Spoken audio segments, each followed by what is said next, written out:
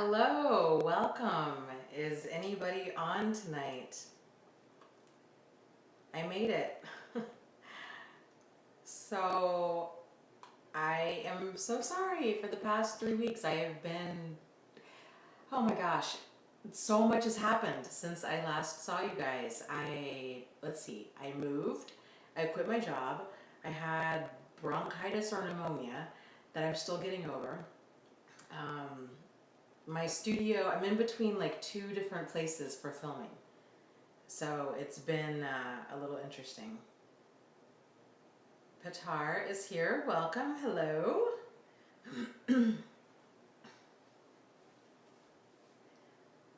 So still getting into the groove of live streaming. It's been such a long time since I've done this. It's wild how much time has passed. Hey, Ryan's here. Shara, Gamer Christina. Welcome, Jessica. Welcome back. I'm still getting over my cough, and I'm actually, now that I'm thinking about it, I might hold my microphone and then just put it off to the side when I cough. I'm not quite sure how I'm going to do this. So, Diana's here, Lou, Amber, Vanessa, Jessica. I am feeling much better, but I still have my cough.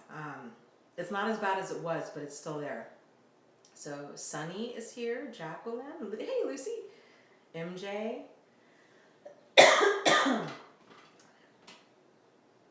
Peace Pom Pom. I missed you guys too. It was so weird not live streaming. The past few weeks has been just really, really strange. Shara says, I look really well rested. I am. I have been sleeping a ton. Hey, Dave is here. Hey, Dave. Lizzie, Amber. It's amazing. So I quit my job, and for those of you that didn't know, and I don't quite know what the future has in store, but I just got to the point where, even though I really loved a lot of different aspects about my job, let me fix my microphone cord.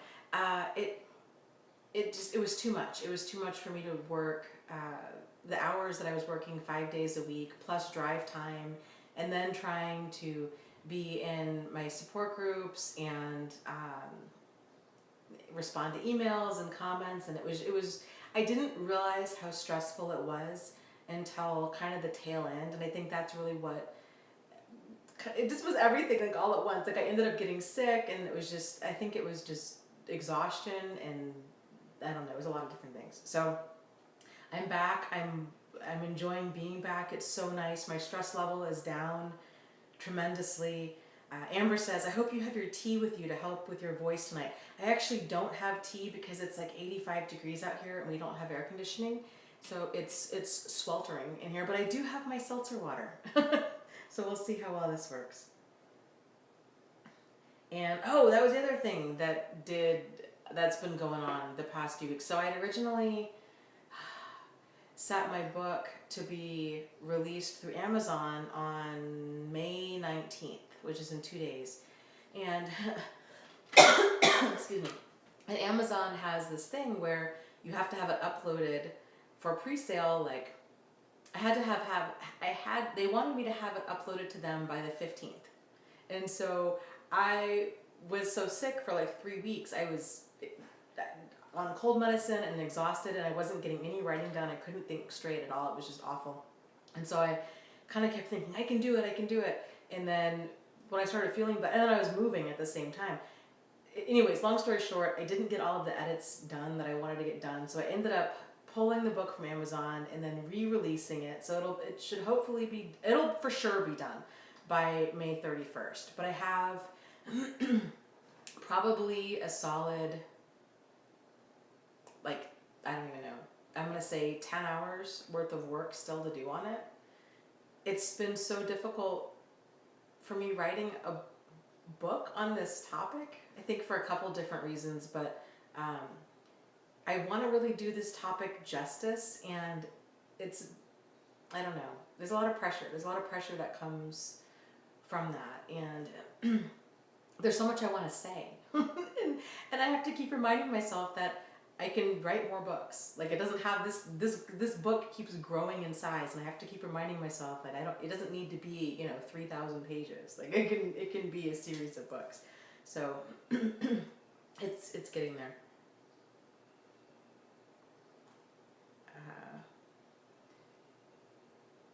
So Lizzie says, "You have saved my life, Dana. Thank you."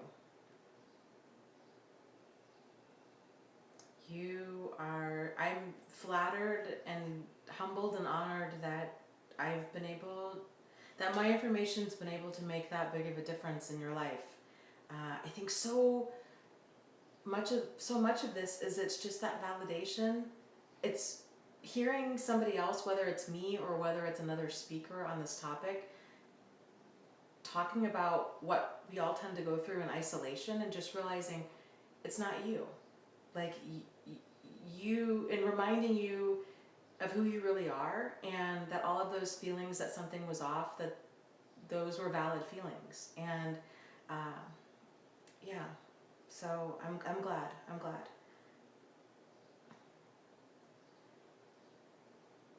Oh goodness. So yeah, the past week I've been getting caught up in my life. I am almost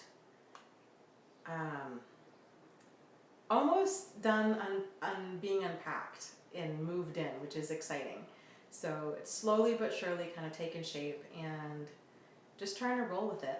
It's amazing how much stuff I have donated, like over the past few weeks, and especially considering that I really don't have that much stuff. Like I don't know where all this stuff comes from. It's really wild. I have been, when my life began falling apart, this was right after my divorce, and then kind of these series of narcissistic relationships ended up happening.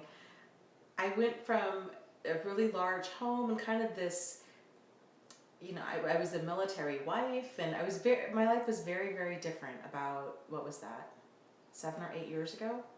And we had this huge house and all this stuff, and every move since then, I've gotten rid of more and more stuff, and it's amazing to me that I even still have stuff to get rid of. Pretty wild.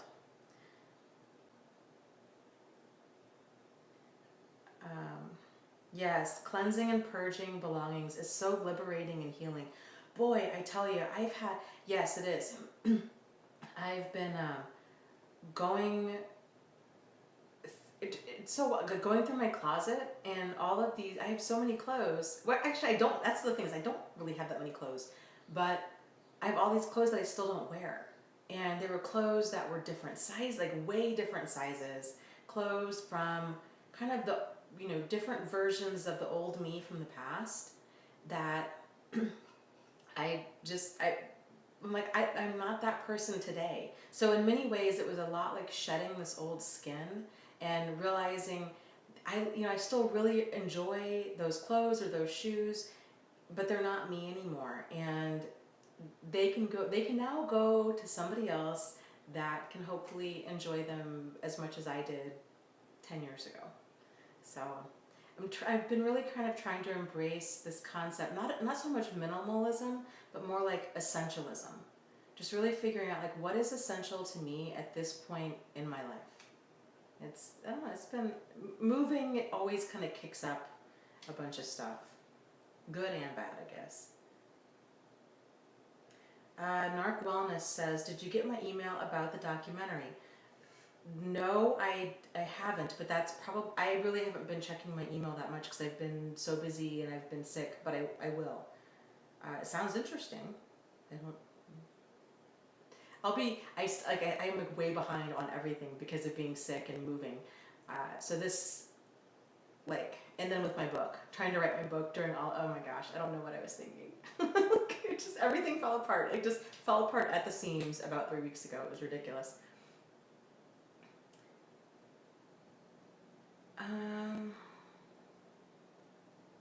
Let's see. Elboz asks, "How can we frame the conversation and effectively tell a loved one what has happened to us and why we acted the way we did, with as far as pushing them away and us isolating, etc.?"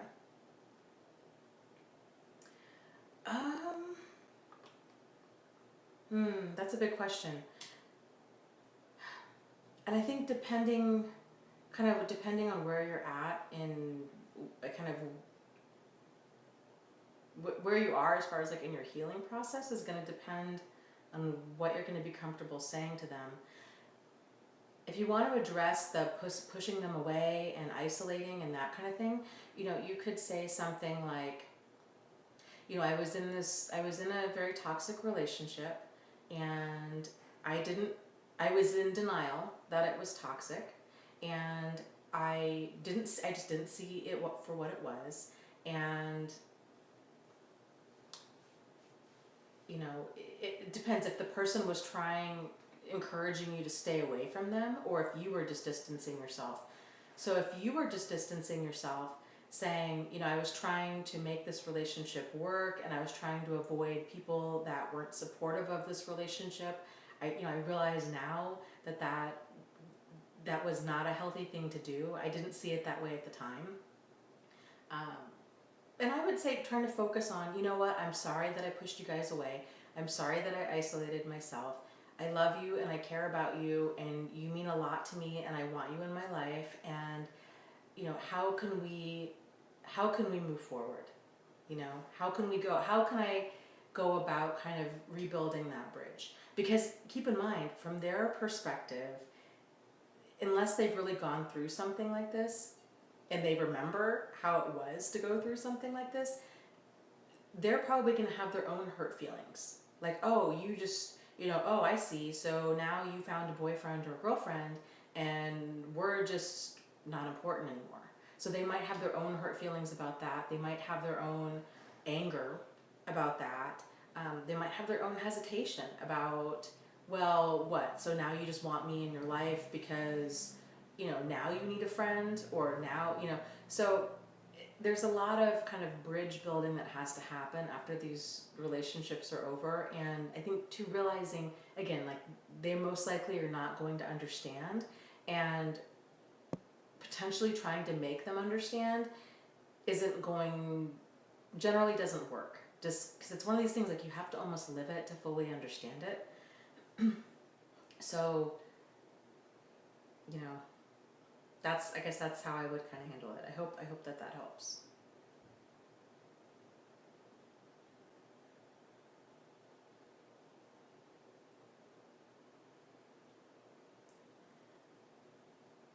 Okay, so some people are talking about different types of therapy and stuff here. There's two kinds. So there's two kinds people are talking about.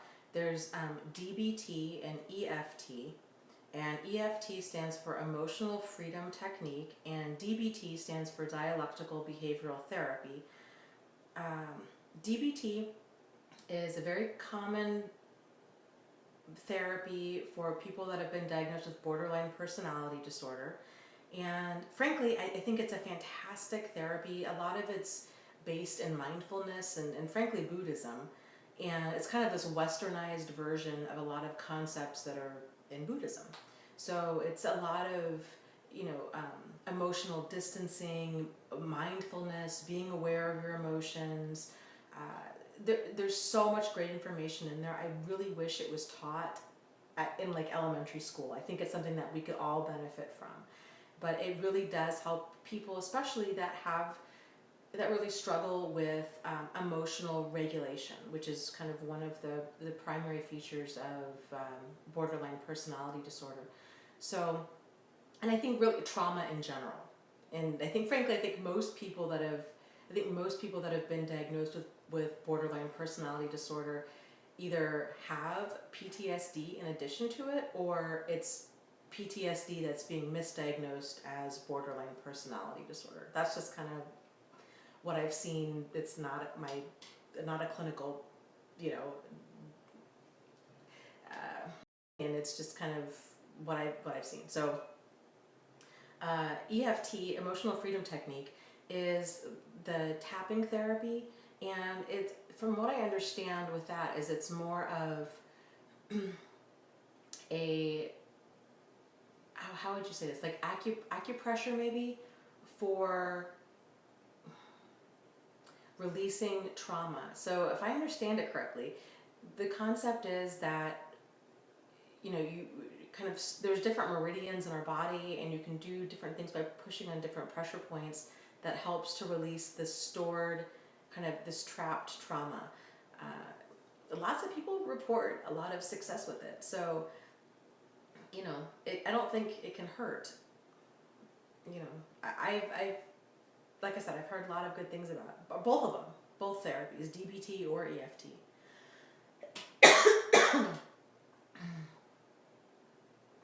Okay. Let's see.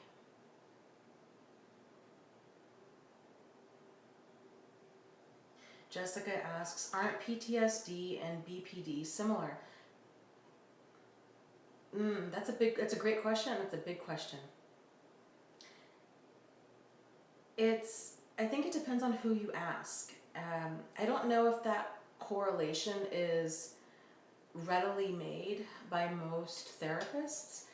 Most trauma experts would say that yes, it's very much the same. Their borderline is commonly misdiagnosed. It's really PTSD that they're talking about. So, again, it's one of those things that it just depends on who you ask. And most personality disorders in general are kind of thought to stem from trauma. And a lot of mental illness, too. So trauma is at the core of a lot of things, not just even mental health, but like physical health, too.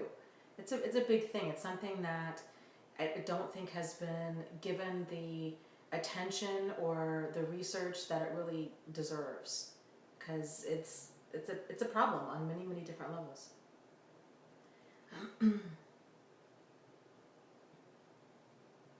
Yeah, Aaron says BPD often develops out of trauma, but not everyone with PTSD has BPD, in my opinion. Yes, I think there's definitely tremendous overlap. There's a lot of, BPD people that don't have PTSD, and there's a lot of people that have, and then vice versa. So it's just, but there is, there's a lot of overlap there.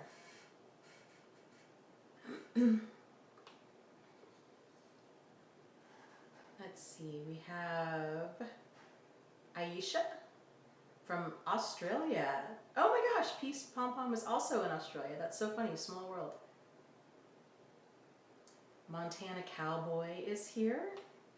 Benjamin is here. Oh, let's see, Scott is here. So,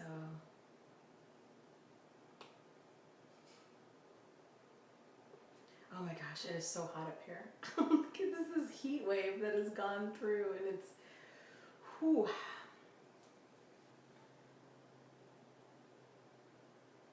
Oh, I agree. Lou was saying, I think the issue too is that society views mental illness as being weak-minded. Yes, or that mental illness is, people that have mental illness are dangerous, which is generally not the case. There's a lot of misconceptions. Ryan, actually, his channel, Ryan Liberty, he discusses a lot of different issues with mental health. That's kind of his big passion, and yeah, it's worth checking out. There's a lot of really great channels out there on mental illness. Oh, Montana Cowboy says, it's Missouri, not Montana. He says, yeah, I love the way you say Montana. I'm thinking about going to Montana. You make it sound so beautiful. Montana is really beautiful. I don't know if I've ever been to Missouri. That's funny that I got those state abbreviations. That's funny, but not, like, that's par for the course for me. Yeah, Montana really is big sky country out there. It's beautiful. Lizzie says, isn't it so strange? I can't believe how I never doubted him. I suffer from bipolar too. Well, though, Lizzie too, so many of us, we tend to go through life thinking that other people are like us. And if we are honest on the level people, I think most people tend to give other people the benefit of the doubt. And if they have some sort of, halfway reasonable explanation for their behavior, we believe them. Because especially if it's not something that we would lie about. And it takes a long time for most people to realize, oh, I'm being lied to. Like, oh, I'm being manipulated. And I mean, it can take a person decades. Because, if it's just not on our radar of possibility, we're not looking for it. And the added challenge with people that do have bipolar or any other type of mental illness is if you've got a partner who's telling you it's you need therapy, you need medication, this is all in your head, this is a delusion, and they're making you really doubt your sanity, and thinking, oh gosh, maybe it is my medication, maybe there really is something wrong with me, then it can take a person that much longer, especially if your person does go to a psychiatrist or a therapist, and the psychiatrist or the therapist is also taking that manipulative person at face value. I've seen this. I've seen this a lot of times.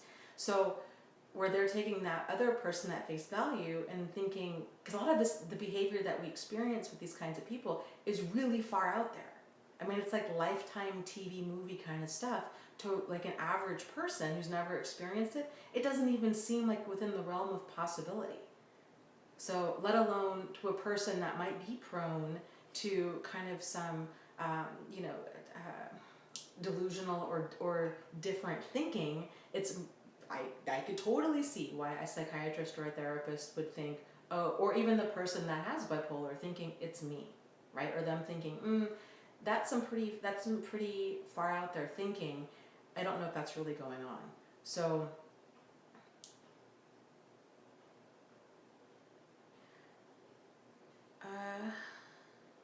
let's see.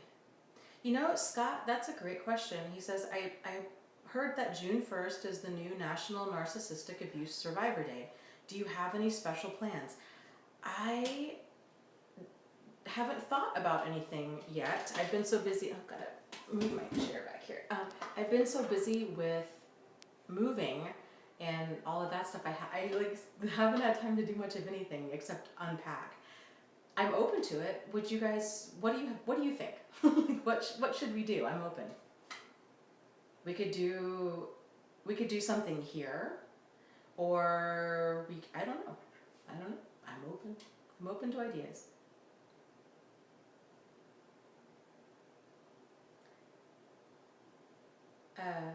Missouri Cowboy says, why, since we live in a narcissistic society, are so many therapists not aware of narcissistic abuse? Or are they, and they enjoy this fuel? Well, I think there's a couple of things. I don't think that they're aware of narcissistic abuse, in large part because that is a term that it's not in the DSM, so it's not like a kind of a mainstream term. And in addition, I don't know how many of them are actually really taught about abuse, which that's really crazy when you think about how problematic abuse is and how most people that are getting into therapy, it tends to be because of abuse. So it's really problematic if you've got a therapist who's not at all familiar with different forms of abuse, but think they are. That's the catch. And again, I've encountered this many times too, where people will think, oh yeah, because I think everybody walks around thinking, oh, I know about abuse, physical abuse, right?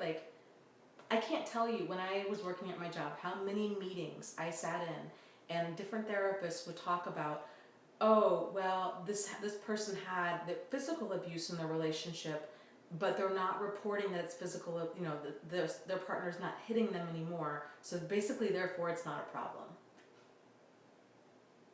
And I don't miss those meetings. I do not miss those meetings. I used to just get so enraged because it's not just getting hit that's the problem. It's all the other forms of abuse, especially that psychological and that emotional abuse. That's why people stay. That's what grinds somebody down. That's the problem. But I guarantee you, if you were to get a room full of 100 different mental health professionals, you might only get, I would say, probably 5 that are actually familiar with emotional abuse or psychological abuse, and they might be able to tell you what it is, but they wouldn't be able to accurately assess it in a therapy session. And I know that might sound like I have a chip on my shoulder, and I guess in some ways I really do, because it's wild to me that this is it's not them. Like, it's not them, it's the training. Like, the training just isn't there, and it needs to be. So, it's frustrating. It's just frustrating that there's not more awareness that's out there. You know, I'm a big fan of, and I think this is and Mr. Tahiti was saying, he's like, this is why I trust victims more than therapists. And frankly, I would agree. I think it can be dangerous in any area to get advice in isolation, whether it's therapeutic advice, whether it's business advice, whether it's, you know, financial advice, like anything that's happening behind closed doors where there's no other people in the room where somebody else could say, hey, you know what, I don't know about that.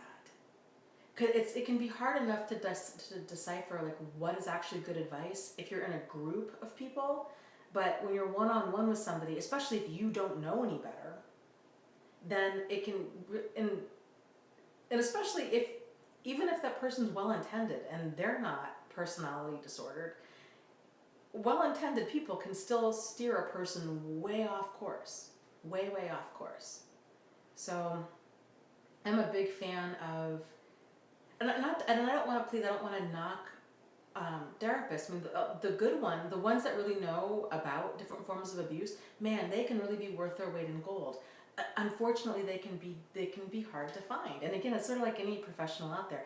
It can take going to a few of them to find one that actually is going to be able to give you the results that you're hoping for.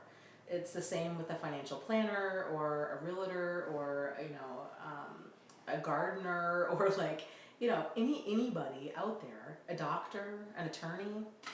You know, there's no shortage of well-intended bad advice out there.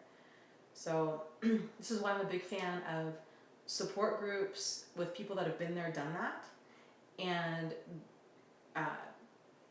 using a life coach or utilizing a life coach or a therapist in addition to that, to make sure, you know, if you do come across any like well-intended bad advice or anything that's even questionable, to be able to bounce it off of multiple people.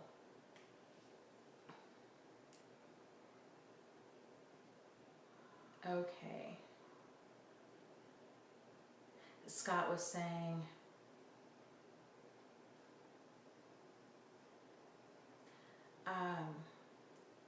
I've heard emotional abuse is illegal in England. I should really do some more research on the subject. Yeah, I think it was the UK in general. It was made, what was it, emotional abuse and maybe even psychological abuse illegal. I think the challenge with that is proving it, because oftentimes it's kind of those he said, she said, or he said, or she said, she said. It's, you know, it's hard to really tell like what's going on and who was the problem. Especially if you have somebody that's really manipulative and they're pushing their partner into reacting, which happens a lot. I could totally see the partner, you know, kind of falling into that reactive abuse cycle where they've been pushed and pushed and pushed and pushed and pushed, especially if it's happening in a lot of covert ways. If they're being pushed to the point where they explode, and then once they explode, their partner captures that on film, or they're recording it somehow, and then it's sort of like, see, look at how problematic they are. When in fact, that's not the case, they just have been pushed. So,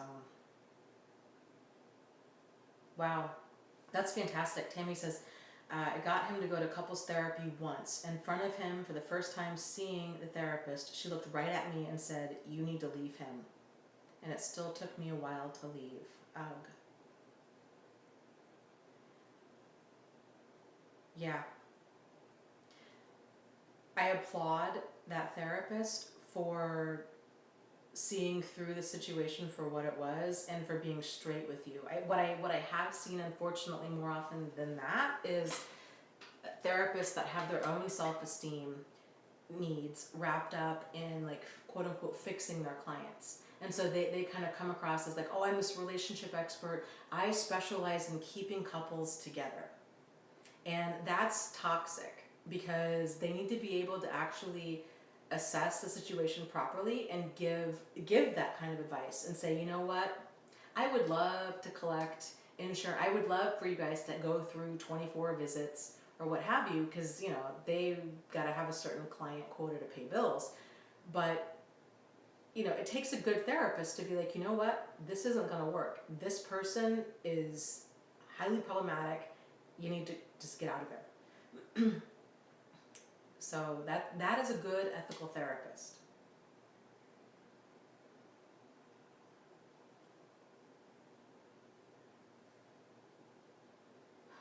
So yeah, I mean, Jessica was saying, I felt like there was no way that he would ever change the way that he viewed me, so why bother? Oh, I agree completely. And that's what's important to look at, because it's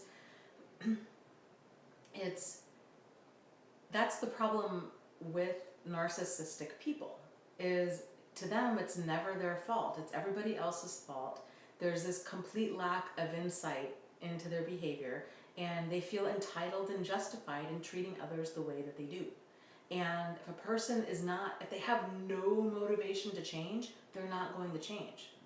Any of us, even if we're not a narcissist, right? Like, even if if a person has a drinking problem or a spending problem or an eating problem or what have you, any type of problematic behavior, if they're not motivated to change it, if they don't even recognize that it's a problem, they're not going to change. And that's important for us to realize that some people, that's the only way that change happens, is if a person actually acknowledges, yeah, okay, what I'm doing is problematic. This is causing me pain. I need to do something different. Or it's causing people around me pain.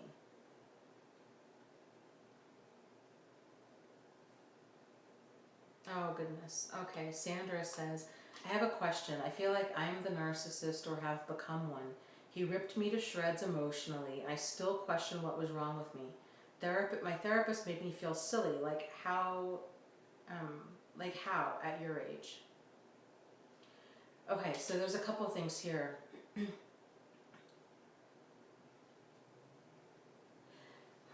When it's very common for a person to get out of these kinds of relationships and to have picked up what's known as, this is not a flattering term, but it's known as fleas. And fleas are kind of these maladaptive behaviors with living with a toxic person. So the good thing with fleas is that we can change them, especially if you're aware of them. Like I was just saying, anything that is going on with you where you're like, you know what, I noticed that since this relationship, or even from childhood, you know what, I picked up these habits from my parents or my siblings. I don't want to be that way. Like, I don't want to be that kind of person. So I want to change these things about me. If you're highly motivated to change something about you, then by all means go for it. So, but it's very common for a person to feel like they have problematic behavior from this. A lot of it too is, I think, is trauma. It can make a person feel completely like emotionally unhinged. It can make them feel like they're full of anger. It can make them say and do things that they would not normally say or do because it's just all of this like suppressed rage inside of them. Especially once they start realizing, oh, this was abuse, like it wasn't me, like it was this person the whole time, and it was intentional. Then the anger sets in. So, and you're saying, I still question what was wrong with me. Highly manipulative people do a great job at flying under the radar, and that kind of grinding down of another person, it's so subtle at first, and it's just so insidious. Like it just kind of sneaks in, and it starts with these little digs, and most of them have a kernel of truth to them, but they're surrounded in this big ball of an abusive lie. And most people wonder exactly that. Most people that are in an abusive relationship don't realize that they're in an abusive relationship until somebody else tells them. And in large part too, I think it's because we all go around thinking that we would know. Like we know what an abusive relationship looks like because we have these ideas from movies or from the media of what an abusive person looks like or how they act. And if what we're experiencing doesn't match our idea of what something is, then we're not going to connect it. So it's, you know, if it's any consolation, I felt the exact same way. And I was working at the time, I was working at a domestic violence shelter. I was an advocate and I was teaching a lot of this stuff. And I still didn't identify when I was going through it. So it's the whole, like kind of knowing something and then living it are two very different things. So there's nothing at all wrong with you. It's this stuff just creeps up slowly. It's like a thick fog that a person can get lost in. And again, like therapists, like a lot of other people, you know, they're human too. And if a person's never gone through it, there's no shortage of insensitive, or hurtful things that they can say. And half the time they might not even realize that they're saying it because they're just not familiar with this stuff at all. So, and frankly, even people that are in the trenches every single day, you know, that are really familiar with this kind of stuff, like, you know, myself included, especially myself, you know, there are things that people message me all the time. They're like, Dana, you said X, Y, and Z, that really hurt my feelings, or it made me doubt myself, or what have you. And I'm so glad that they brought that up because it for sure it was not intentional, but I didn't see it that way. I saw it the way that I, you know, through my eyes and my experience, and not through theirs. So it's hard to say the most helpful thing at all the time because you just never know kind of where a person's triggers are and how emotionally raw they might be. It's kind of like walking through an emotional minefield a lot of the time. But support groups can be very validating. So if you're open to that, I would highly recommend joining a handful and trying that route because it's, and I think too, we're oftentimes more open to discussing what went on when we know we're around other people that get it. And we're more open to feedback from people that have just been there and done that.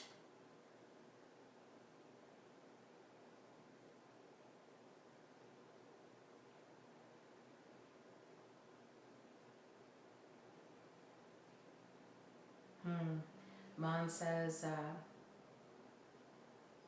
do narcissists really believe their lies, or are they conscious deep inside their world of lies?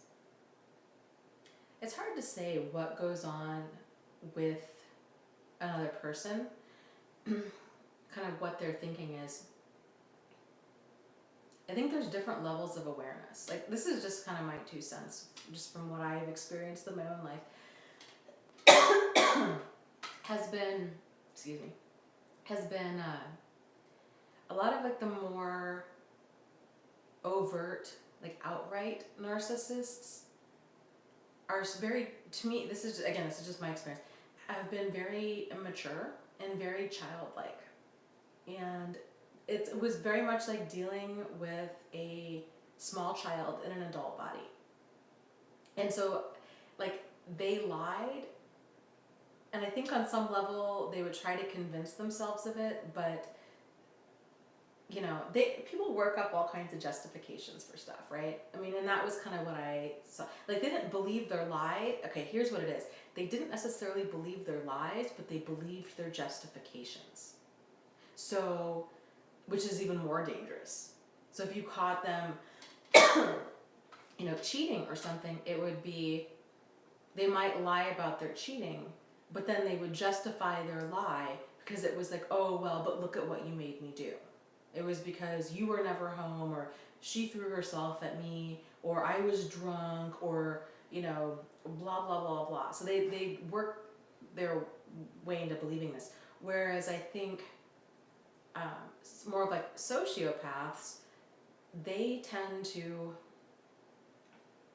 I don't think that they believe their lies. I think they're just highly manipulative. Like, they don't care. They're con artists. Like, they know what they're doing. And they're really, really, really good at it. Psychopaths, and I do make the differentiation. A lot of people, like with the DSM, those two terms, like sociopath and psychopath, have been combined into antisocial personality disorder. In my opinion, and a lot of other people's opinions, including Dr. Hare, who's an expert on psychopaths, they're two distinct types of people. I would agree. For our purposes, with like who to stay away from in our life, it really doesn't matter. It's like the difference between, am I drinking strychnine or arsenic or bleach? Like, it doesn't matter. Don't drink any of it, right? Like, just steer clear of all three types. But psychopaths, in my experience, have been, they're the ones that leave you with that dark sense that you're dealing with like evil. And a lot of their lies, it's intentional, and it's designed to completely just destroy another person. And they don't believe it at all either. To them it's fun.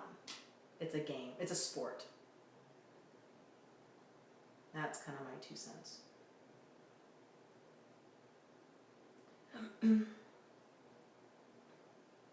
Yeah, it's narcissists. It's that ridiculous. It's like, it's the justifications of a child. We're somehow responsible for every little thing that they do, and it's exhausting because you're trying to reason with like a 4-year-old, about adult issues, and they just lack that emotional awareness. There is no working that out. Like, you can't,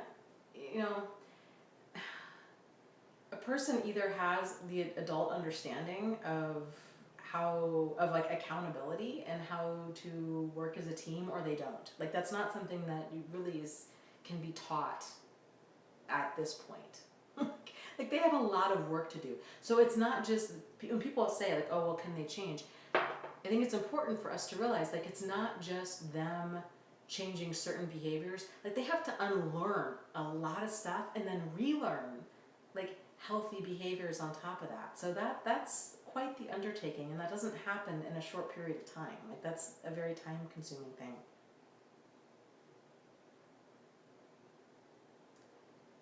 Jessica asks, what is the difference between a psychopath and a sociopath? I think, well, I gotta reach. I finally got my little bar stool thing put together, but it's too high. I'm not very comfortable. Anyway, okay, the difference between a sociopath and a psychopath, I think it depends on, again, on who you ask. According to the DSM, according to most therapists, there is no longer a differentiation made between the two. They're seen as just antisocial personality disorder. And here's something else about that. Antisocial, a lot of people hear this term and they're like, oh, well, this doesn't apply to my ex. He was very social. He really, or he or she really liked people. They were very charming. They got along with everybody. They were incredibly likable. How could they possibly be antisocial? And there's a difference between antisocial and asocial. A person who is asocial is not a social person, right? They're kind of anti-people.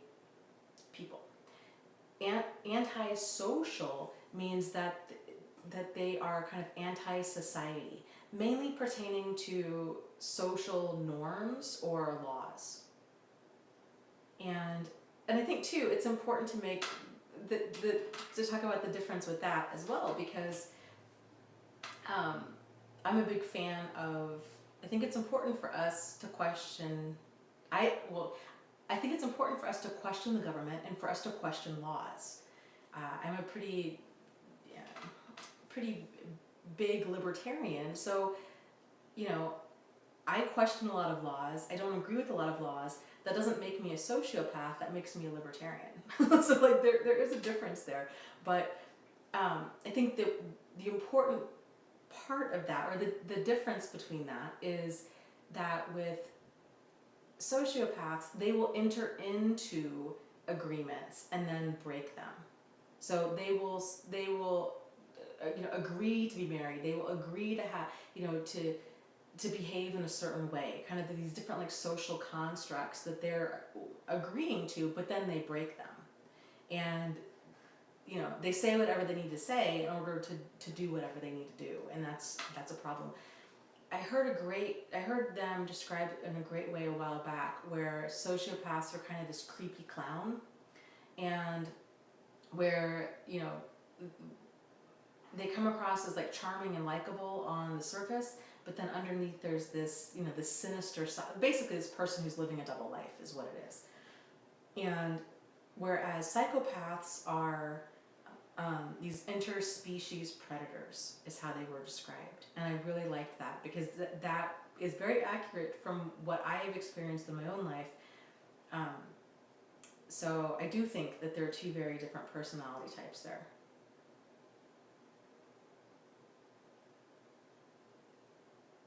And there's kind of within psychopathy, it's also kind of thought there's, if I understand this correctly, that there's two different kinds. There's primary and secondary.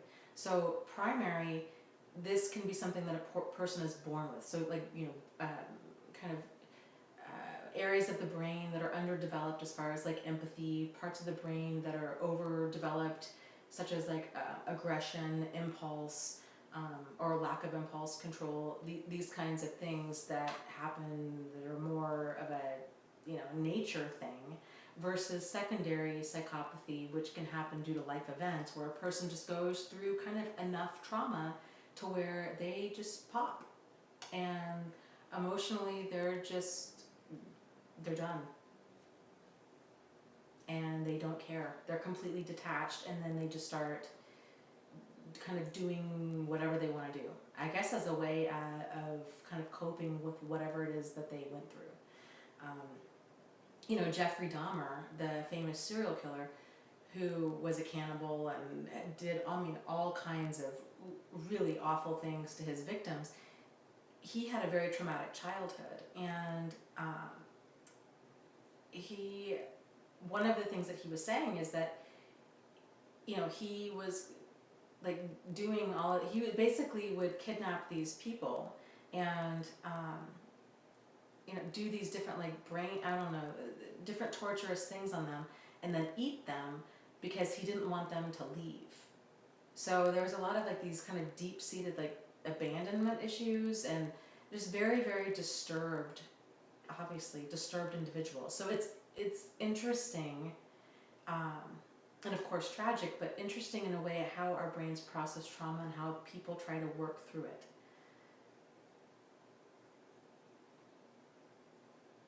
Yeah, Find Peace says, yeah, antisocial personality disorder sounds like the person would just lack social skills or lack understanding of the theory of mind. Too bad they grouped them together under one umbrella. Yeah, I agree. And then the other challenge with that is now you have a totally different term. And so, like with before, when you had sociopath and you had psychopath and you have the term narcissist, that could function as a noun. This person is a narcissist. Like, this is kind of the little weird like idiosyncrasies with language. With a sociopath, you can be like, that person is a sociopath. When you have antisocial personality disorder, if you say, well, that person's an antisocial, then it really doesn't compute, especially if they're incredibly charming and likable, like Bill Cosby or Scott Peterson, or any number of highly problematic people out there. So yeah, and a lot of it, as Salon was saying, my grandmother and narcissist number 1 were both psychopaths, and my dad and narcissist number 2 were sociopaths. I'm sure of it. and I think most people can tell. Like, if you've experienced enough of these different types of personalities, when you come across them again, there's just certain elements of them that you're like, this other person was really full of themselves. They were exhausting. It was like dealing with a freaking 4-year-old adult child. Like, it was just exhausting and ridiculous and frustrating, and I couldn't get them to see outside of themselves. It was just all about them all of the time. And they had this blinding indifference to the amount of pain that their selfishness was causing me and other people. You kind of know when you come across a narcissist, and then when you come across that sociopath, you're like, this person's a freaking con artist. Like, they're not really full of themselves. Like, they're like these emotional con artists. They're these shape-shifting people that are, like, they're kind of like the online dating scammers. Like, they just say whatever they need to say in order to get whatever they want to get. And then the psychopaths tend to have a really dark energy about them that, in my experience, that tends to surface pretty early on. And it may not even be anything that they do or say. It's just that feeling of, yikes. Like, this person is just really dark energy. Scary. Scary stuff.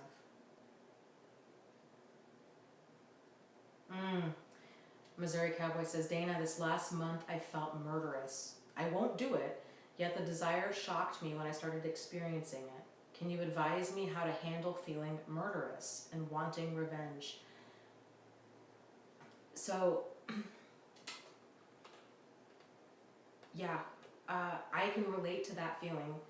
I was terrified when I felt that way, because I had never, I'm a pretty, like, non-murderous feeling kind of a person. So when I felt that, I was so blinded by anger. I just had never felt anything that intense before. And I remember going to my house, and Jack and I, we lived together, and we had a loaded shotgun on the wall. We lived out in the middle of nowhere, and there was coyotes, and it was, people had guns. Like, that was not unusual. So I remember there was that split second where I turned to the wall, and I looked at the wall, and my initial thought was, I want to blow his head off. Like, I was just so angry. And then the second thought was, don't do that, you're gonna go to jail. And then the third thought was, how long are we talking for? Like, this was seriously like my mental process. And literally thinking, like, I would do 5 to 7. Like, I would do that, and I have no problem doing that.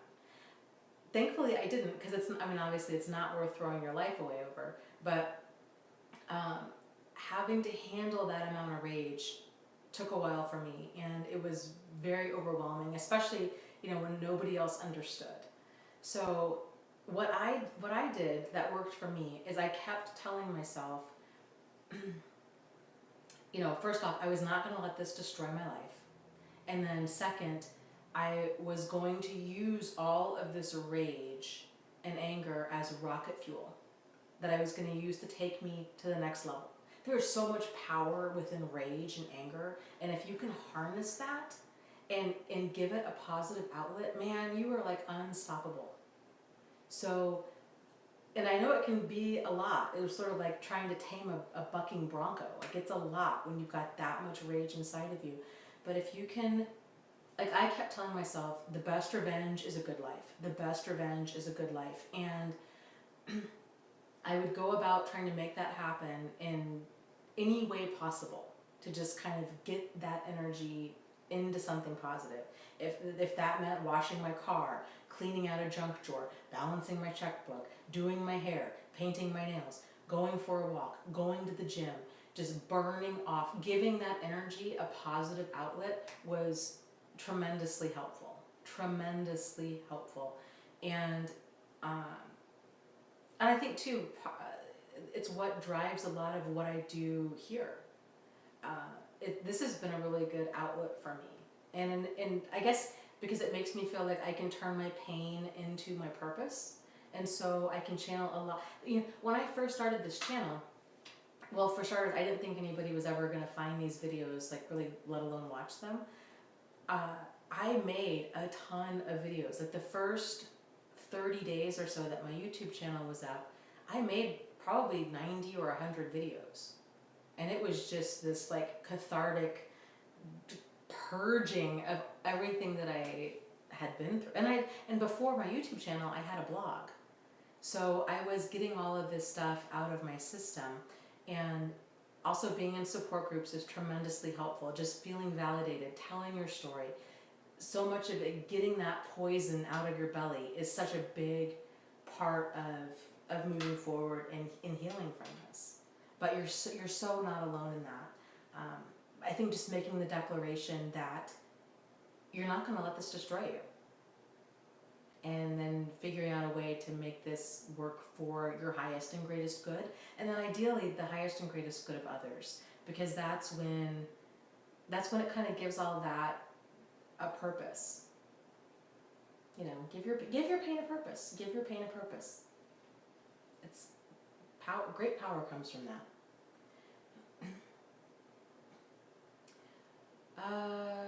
Elbaz says, Dana, what is your knowledge of the dark triad? I saw it mentioned a few times and I'm curious. So dark triad is, what is that? Narcissism, psychopathy, and Machiavellism. I don't know if I'm pronouncing that right. Machiavellianism? I don't know, I've never said that word out loud before. Machiavellianism. So the psychopathy is the really dark, sinister intent. The narcissism is it's that incredible, like, it's all about me, that self-absorption of that entitlement of I should be able to do whatever I want to do.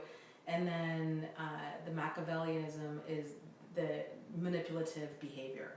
So basically what you're talking about is an incredibly manipulative, sinister psychopath.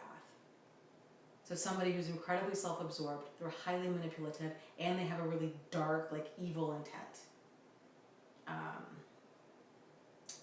Yeah, and they are out there.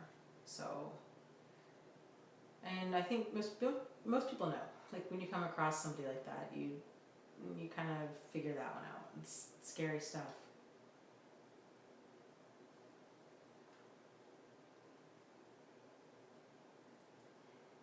Missouri Cowboy says, the smear campaign and malignant hoovers is what triggered the murderous emotion. I just want it to stop. Yeah, I don't blame you. I don't blame you.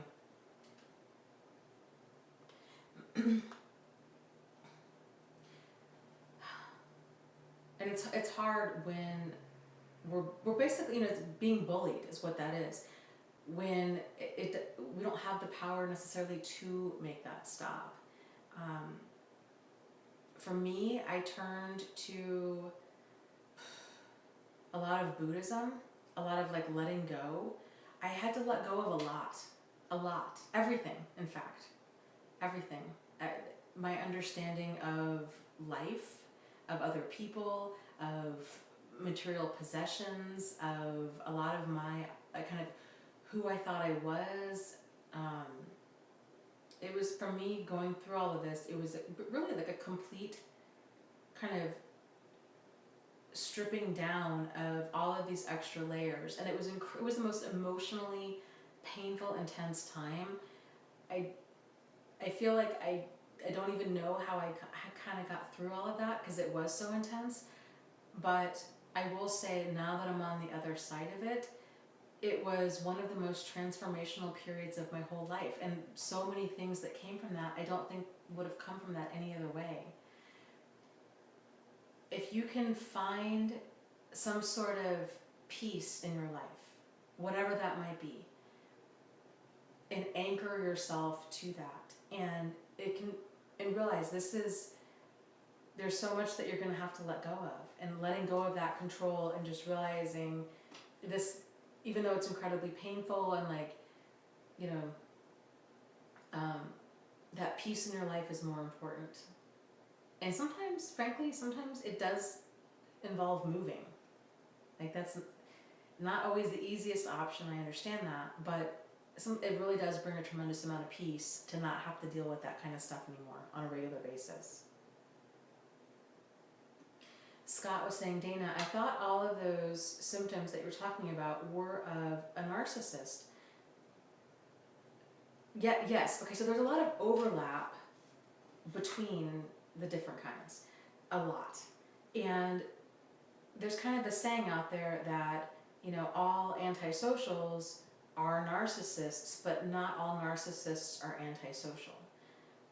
And there's a lot of truth to that. So not all narcissists are emotional con artists or have, or even necessarily like exploit other people or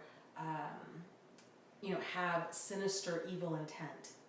Some of them just have a blinding degree of selfishness that they just can't see past themselves. They might not be like kind of actively evil, like quote unquote actively evil. They might just, and I think when people talk about this, I get this question a lot. They're like, I can't tell if this person is like on the autistic spectrum or if they're a narcissist. My guess is that's more of that kind of like benign neglect, right? Or this kind of lack of emotional intelligence. Like this person really doesn't get it. And they're so full of themselves. It's just all about them all of the time. When they have the emotional maturity of like a 5-year-old, you know, that's more of kind of that narcissistic personality. But then there's degrees of each one. So you have like mild, moderate, severe for like narcissists, and if you were going to break it down, you know, sociopaths and psychopaths. So, for example, like with antisocials, you know, you might have some that are highly manipulative and maybe have been in prison for stealing cars. Then you've got some that are in prison because they've killed their former partner, right? Or they killed the guy down the street. So, yikes. There's, well, I don't know if I can go into, I won't go into it, never mind. Because the case hasn't gone to trial yet. There was a case here in Lansing, and I can't say much about it. Never mind. So yeah, but there is a lot of overlap with, with these kinds of things. That's why when people ask, like, well, but am I dealing with a sociopath or am I dealing with a narcissist? And like I don't really know. I kind of default back to it again. It's like asking, am I drinking strychnine or arsenic or bleach?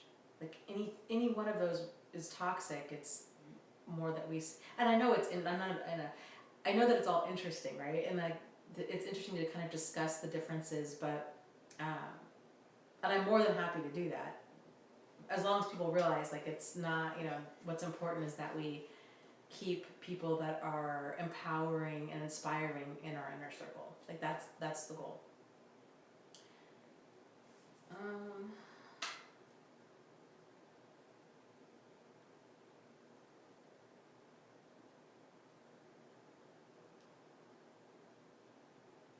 Let's see.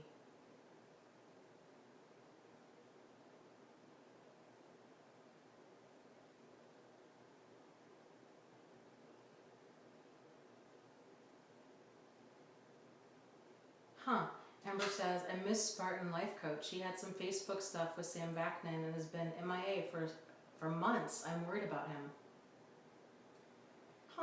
I was not aware of that. Well, maybe did he do a video? Is he taking a break? Or something? I know he's been a busy guy. He's been doing a lot of, they did that kind of, I don't know if it was like a documentary kind of a thing between the two of them, and I think he might have been doing some seminars. I'm not quite sure.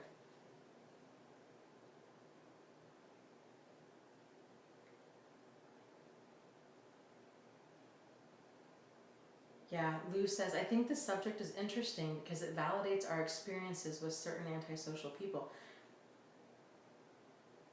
Yeah, it's interesting, I think in part to just kind of realize that this is a thing, that this these people are out there, and we all like to think that we would be able to spot somebody, right? Like the bad guy always wears black, and he's ugly, and it's a he, right? And if what we're encountering doesn't match that description, if it's the exact opposite, especially if it's the exact opposite, if it you know, then it's not on our radar to watch out for those kinds of people. And so then it's that crazy making thing of like, well, then it must be us.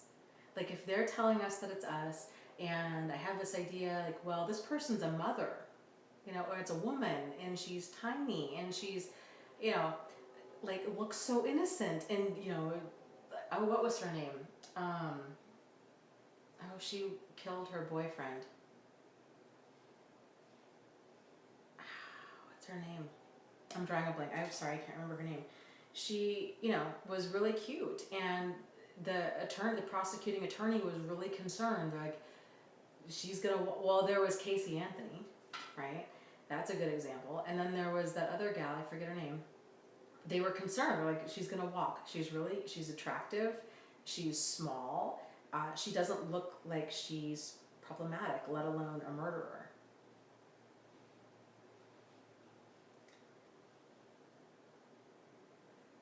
Yeah, Tanitria says, my ex-husband admitted later he knew he was driving me over the edge. It's a special kind of evil. Yes. Jodi Arias, body and soul. That's it. Jodi Arias. Thank you. Tanitria. And a lot of them will do that. There was a story recently of a gal, actually, who was dating a guy. They were young. I want to say like in high school or early 20s.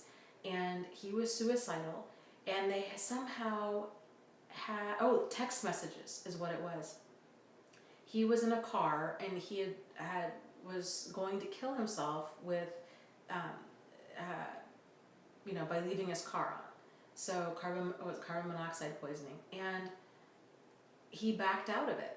And she was actively, these text messages that were going through, I thought you were going to do it. You said you were going to do it. You just come on, it'll be over soon. Like, actively pushing this guy, and he did. He ended up killing himself. There's been a couple people like that on Facebook too that have. There was one, I read one story. There was a guy who actually he worked. I think it might have even been in a suicide hotline and was pushing people to kill themselves. So yeah, that's a special kind of evil, like, and I think it's important that we see it as evil. And not be like, oh, well, they had a bad childhood, or oh, they had trauma going on. Like, no, that's flat out evil. Like, there is no excuse for that kind of behavior. It's disgusting, and it can be very effective when you've got a person that's right on the brink and they continue to push. Terrible, terrible, terrible. Let's see.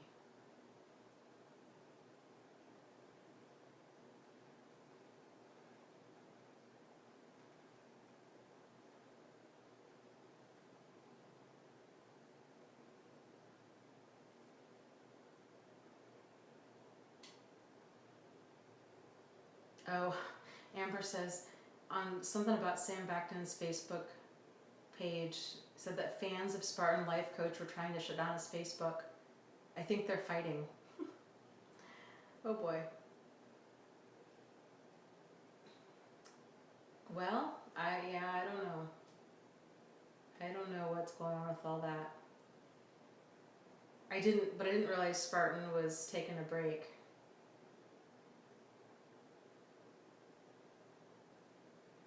Spartan Richard is also super into like martial arts. He's an interesting dude. He's got a lot of different things going on in his world, and I think at any given time.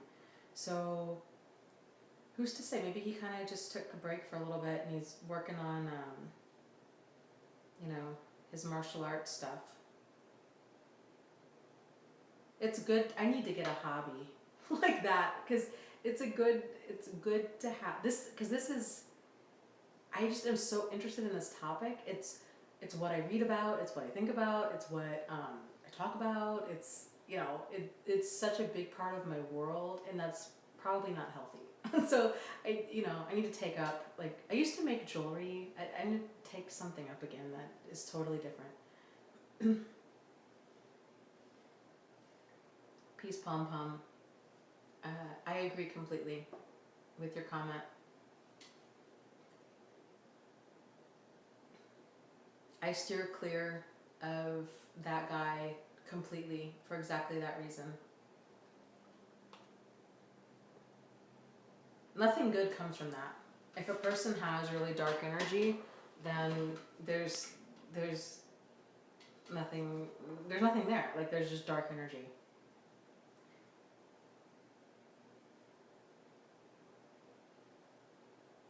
Bicycling would be good. Cecilia, hello. Yeah, an active hobby would be good. I heard something the other day. There was something about hobbies, and they're like, find a hobby that helps you be creative. Find a hobby that makes you money. Find a hobby that keeps you active.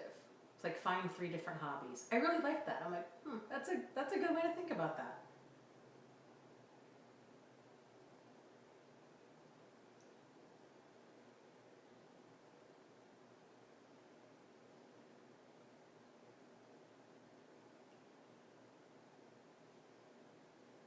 Let's see here.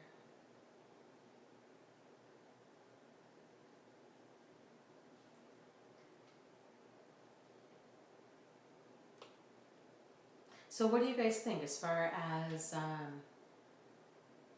June 1st, like Narcissistic Abuse Survivor Awareness Day? But I'm open. Do you think we should do something here? We could do like a special live stream, or we could do June 1st. Okay, that's in like, what, 13, 14 days?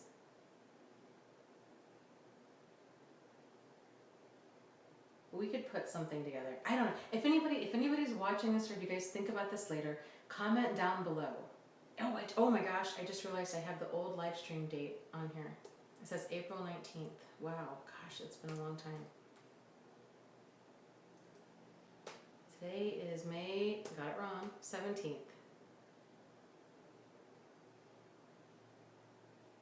Okay. Scott says, yeah, a special live stream. It's on a Thursday. Okay, let's do that.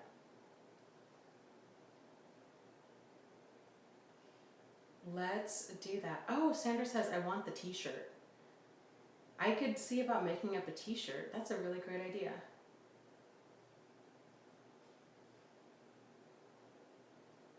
Meredith says, I started a new job working with people who have mental health issues, and one has been diagnosed with with antisocial personality disorder. How do I interact with him? He has already been super manipulative. You interact with him the same way that you would any other patient or client there. You just realize that he's incredibly manipulative, and you don't really take anything that he says at face value, is what you do. So, still pleasant, polite, professional, and, one of those things too, you just want to make sure that you have good boundaries in place, and that you're safe. So when I was working as a psychiatric nurse, some of the patients that we worked with were, I worked with some people that had committed murder.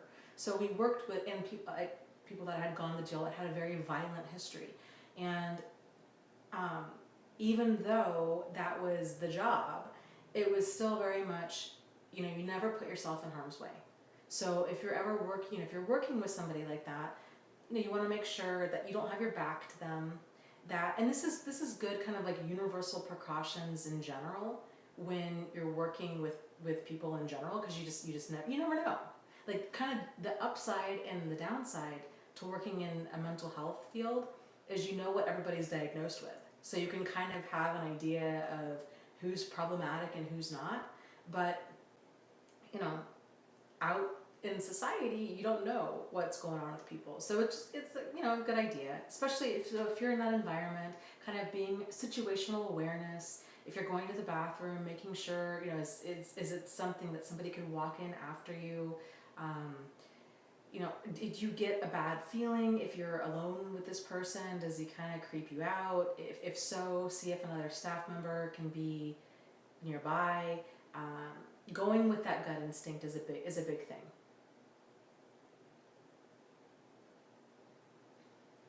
So, okay, let me scroll up. And just, saying no. I mean, this was an ongoing issue at my old job where, this was part of the job, we worked with some really dangerous people, and what would be normally problematic was now like pretty normalized. And so, it was, sometimes it felt uncomfortable saying like, what, I'm not comfortable meeting with this person alone. Like, I want security up here, or I want another person in the room, or I'm not meeting with this person at all, period. And sometimes, other coworkers who, frankly, in my opinion, didn't really have that much experience with these kinds of people, they took a lot of risks that I wasn't comfortable taking. And for the first, I don't know, year or two that I was there, I really kind of doubted myself. I'm like, maybe it's just because of what I went through. Maybe I'm being hypersensitive. Maybe I'm being hypervigilant. But then the reality is, at the end of the day, you're better safe than sorry. So do what you need to do at work in order to keep yourself safe, regardless of where you're working.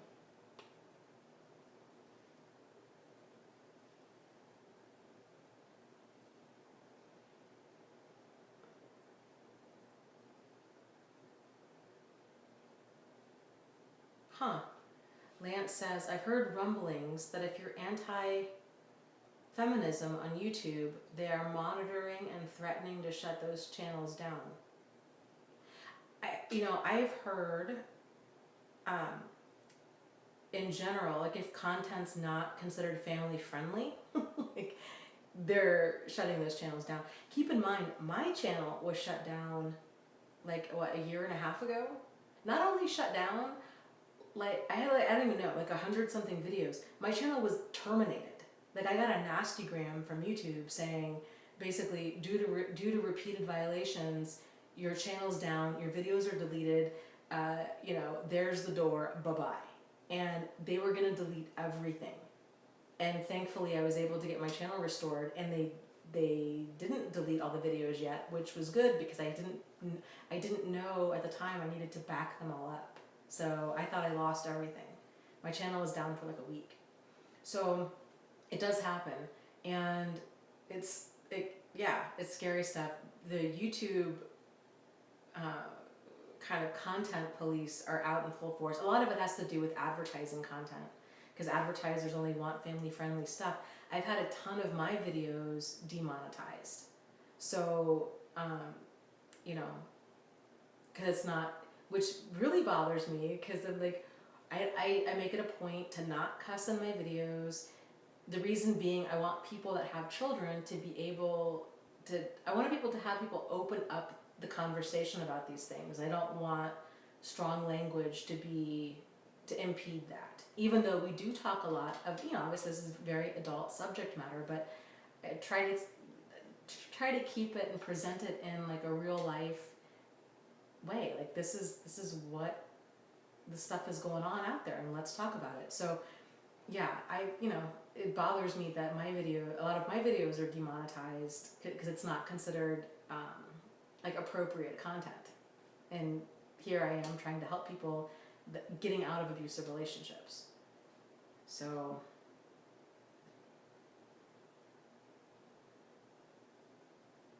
frustrating.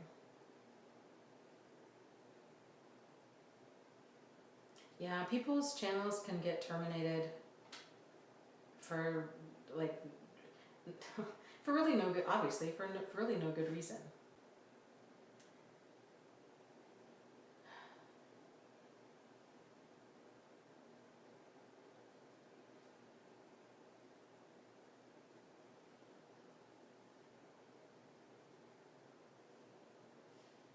Yes, and I agree. Little Miss says every video isn't meant to be monetized. It is supposed to help people. Oh, completely, completely. Like and even still, like, but when I started my YouTube channel, I never, I never thought, oh, I'm gonna do this to be YouTube famous. Like, that was never even a thought that crossed my mind, like, at all.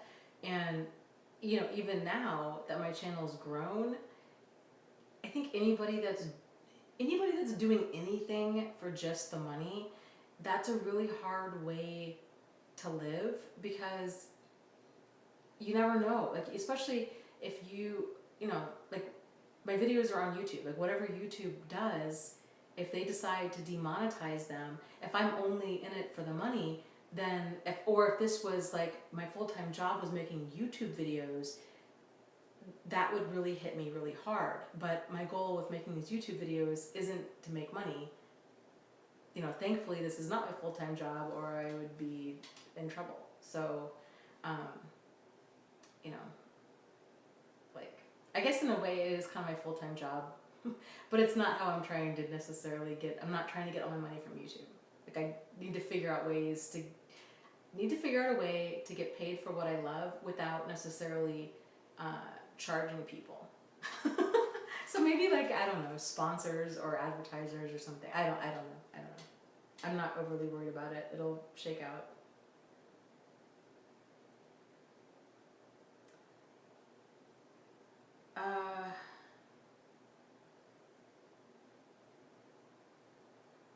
Yeah, there's a guy,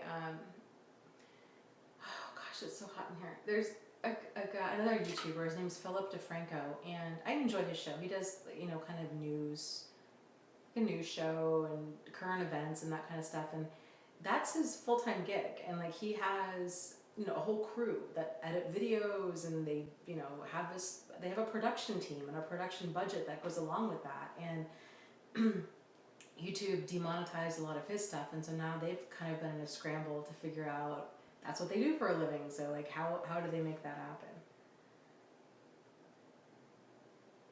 Oh gosh, yes, Bear. Say, Dana, Daddy of Five was a huge trigger for me. Can you address them? Yeah,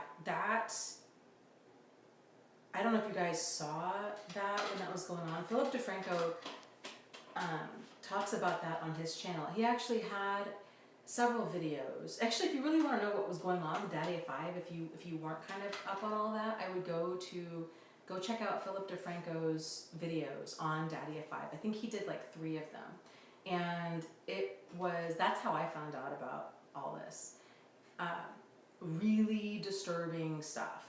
He's got a ton of footage, and yeah, that is, like, hands down psychological abuse. This poor little boy was targeted by both his father and his stepmother.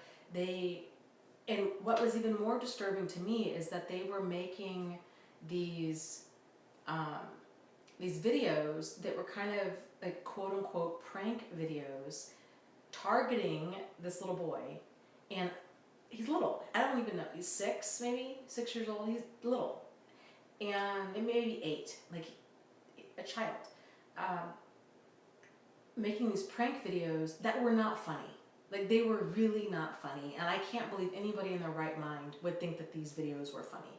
I'm talking, there was one episode where the dad dressed up like a burglar and pulled a gun on him.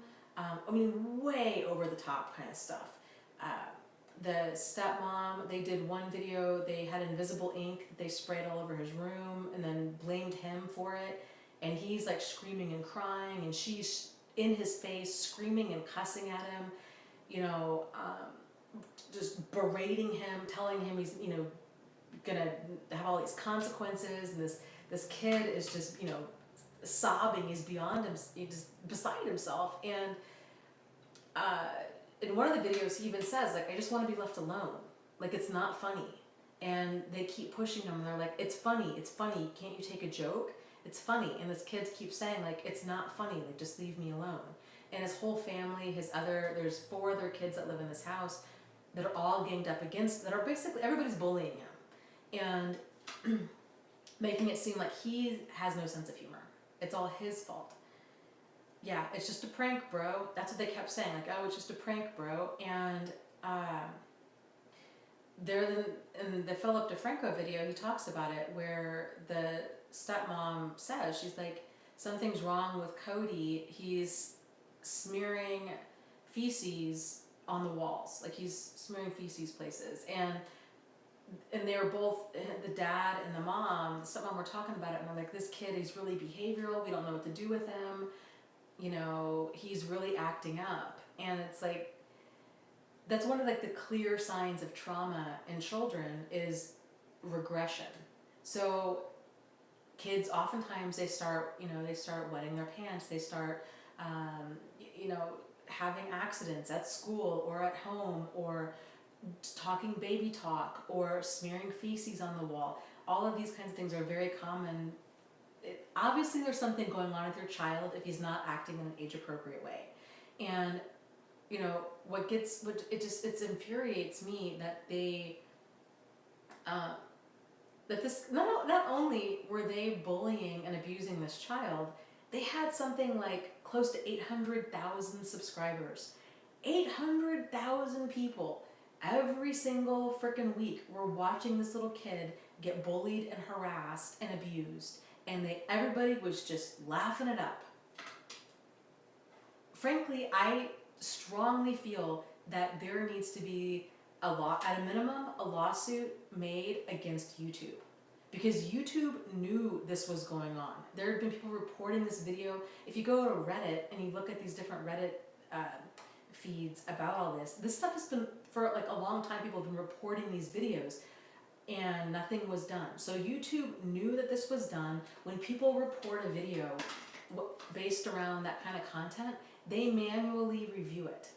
Like when my channel was taken down, and my channel was a little tiny channel, it still is, but it was a little tiny channel at that time, I was in direct contact with YouTube.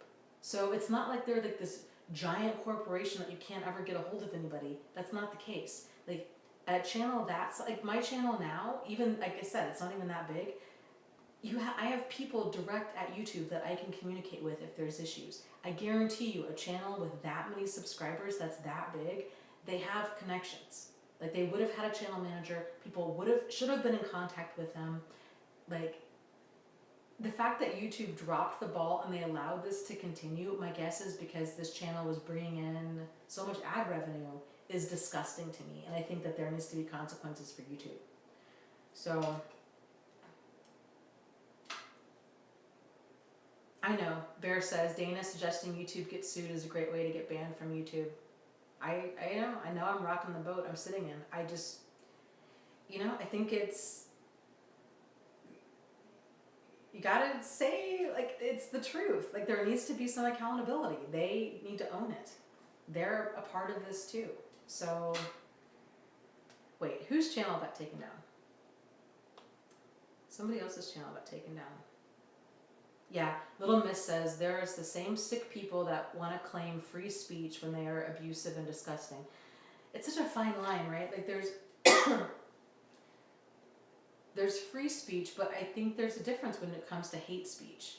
Like you can't go into a movie theater and yell fire, right? So like people want to hide behind like, oh, there's free speech, there's free speech. Yeah, there is up until a point. Up until if people are getting hurt by what a person's saying, then it's no longer free speech. Like there are lines in that sand. So, yeah. And what Daddy of 5 was doing is so far outside the realm of like reasonable. Bear says, Dana, I'm gonna miss you. Oh, don't say that. I hope YouTube doesn't ban my channel.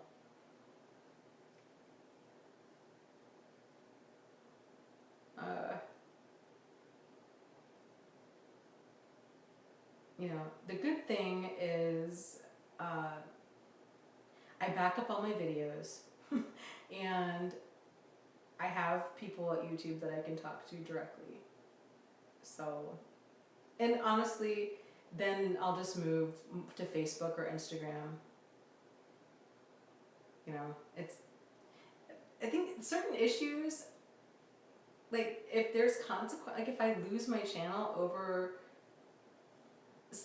like being upset with how YouTube handled it, then so be it. Like it's not okay, and they dropped the ball and they need to own it. So yeah, Roberta says if they ban you, just start doing Facebook Live.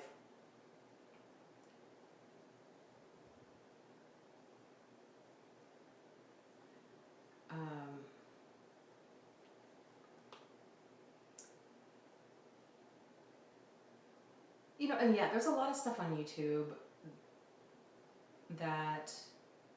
Oh, and then the other thing with Daddy at 5, oh, that was so infuriating, is it was that total non-apology apology, where, like, yeah, it just sends me into orbit when people cannot have accountability. Just freaking own it. Just own it. Just own it. If you didn't do anything wrong, then say, I don't think I did anything wrong. If you did do something wrong, be like, you know what, I messed up, I did something wrong.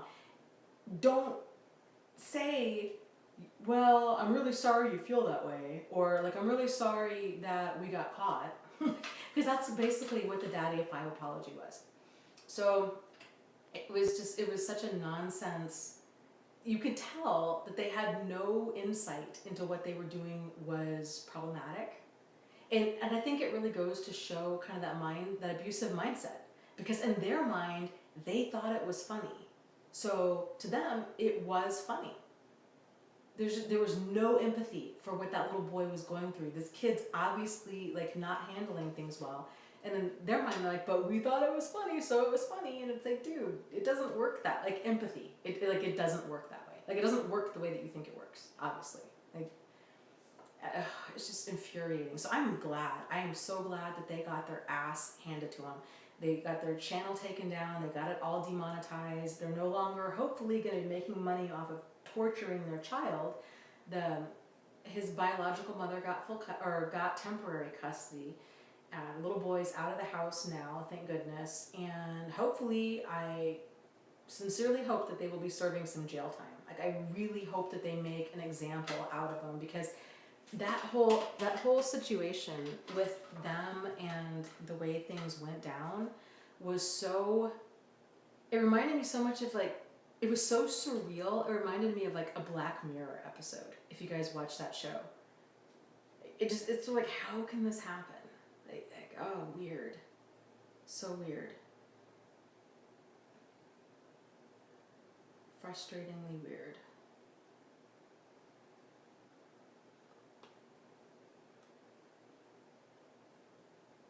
Oh yeah, Maria says they're only sad for all the money they lost. Oh yeah, that was their meal ticket. Like torturing their kid was their meal ticket, and they lost it. And yeah.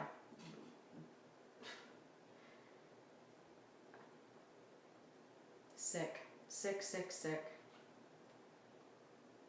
Yeah, Little Miss says, yes, it is just like a Black Mirror episode, you know?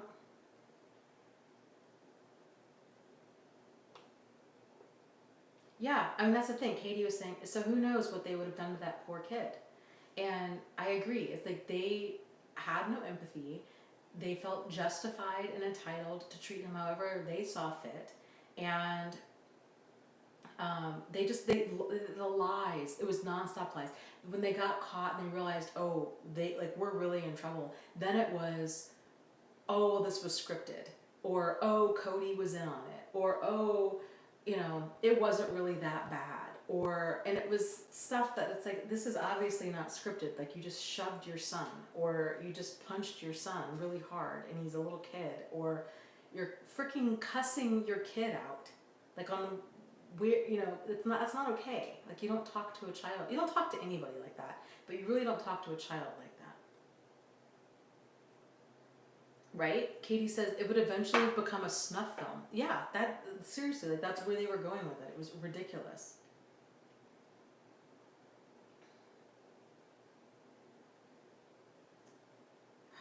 Frustrating. Frustrating, frustrating.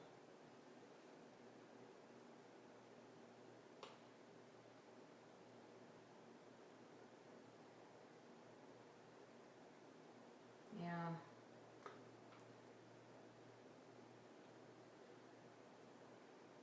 Camille says, can you talk a little bit about how to stop feeling paranoid after an abusive relationship or the person proceeded to stalk you? So I think a lot of that paranoia is kind of that hypervigilance, which, you know, if you've been stalked for any length of time after an abusive relationship, that it's understandable that you would feel hypervigilant. So I think it does tend to go away in time, and especially if you know that you're safe. So, you know, if you've been able to move, I think at this point you need to do what you need to do in order to feel safe and to feel that you have control of the situation. So, you know, if that means carrying mace with you, if that means, you know, moving, if that means kind of whatever that might mean for you to help decrease that hypervigilance, because it's hard. I mean, I dated a guy in high school who, and I didn't know that this was an abusive thing. Like it was very much like emotional and psychological stuff, and, you know, threats to kill me, threats to kill my brother if I were to ever leave him. And his nickname was Psycho, which that should have been a red flag, and it wasn't. And he would do little things, like he would just show up, and I didn't even consider it stalking, because in my mind, stalking was something that was done on like a daily basis, and people, you know, the guy was in the bushes and was everywhere I went, there he was, and that's not what I experienced. There were long periods of time, you know, months, where I wouldn't hear from him or see him, and then he would show up where I worked, or I would get a bunch of hang-up calls, or I would see a car that looked like his drive past my house, things like that, and then that would be totally unnerving, and I would get sent back to square one again as far as feeling okay. But I looked over my shoulder and was on high alert for years after that relationship ended. Years. So, you know, but I didn't realize that was stalking. I just chalked it up to he was a crazy ex. So at least now you know, you have the clarity of what you went through, and that it is indeed stalking, and that this is how you're feeling. So that's a good start. At least you're able to identify kind of those key parts, but realize, and I think maybe getting a plan. So telling yourself, okay, if this guy does come around, you know, what can I do? What can you do? Because those feelings of hypervigilance tend to come from a sense, like a loss of control. So if you can help yourself to regain that sense of control, then that can really help. You know, realizing, okay, I can call the police. I have, you know, wasp spray or bear mace by your bed. You've installed a camera. You've done certain things can help.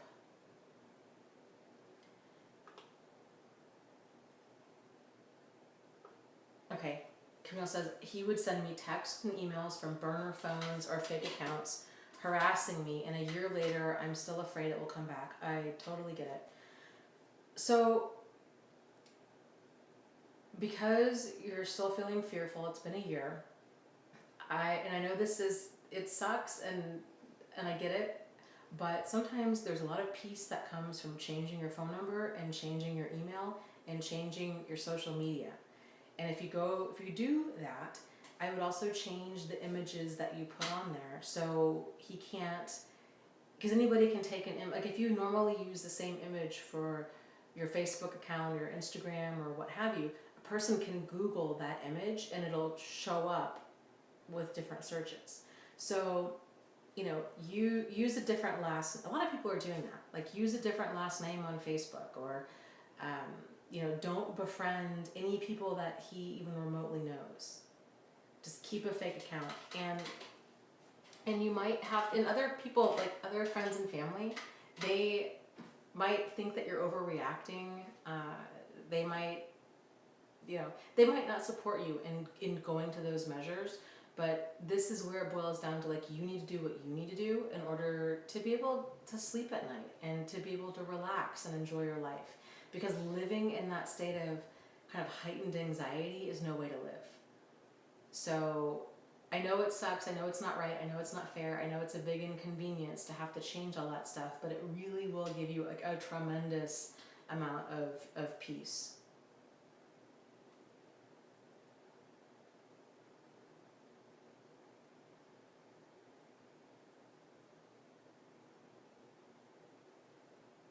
Okay.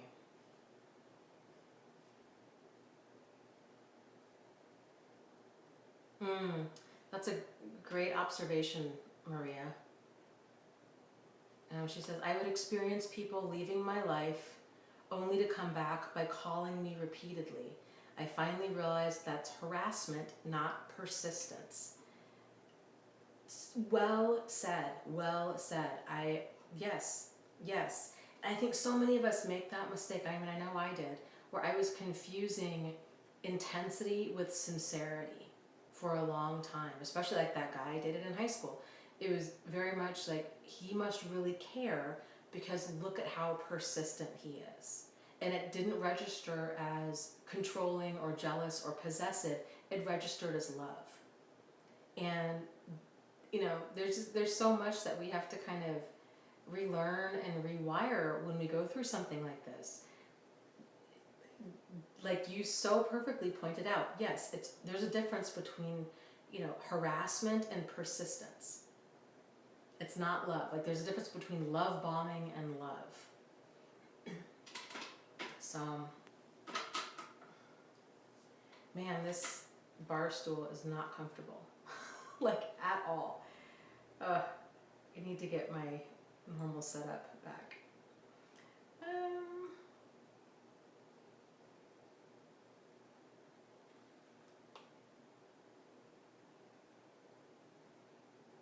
Oh gosh, Cecilia, yes. Says, I had an ex text me out of the blue, acting like he thought he was talking to somebody else. I changed my number. I'm still not sure what actually happened there. Huh. Yeah, it's so common for them to do that. Like, to text. And then to make it seem like, oh, it was an accident. Ridiculous. It's kind of creepy if you changed your number and then he did it. I don't know about, like, that's weird, if I'm reading that correctly.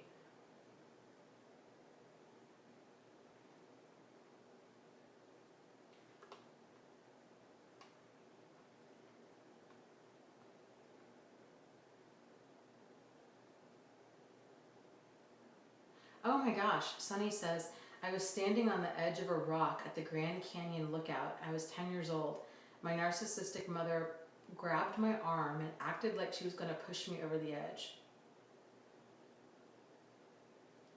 And whispered she could do what she wanted to me. And then my father came over and she said, oh, you scared the life out of me. Wow. Wow, wow, wow. She said, you scared the life out of me. Don't stand so close to the edge. Oh my God, I never trusted her after that, and I had no questions as to her hating me. Yikes. Yeah, that's scary.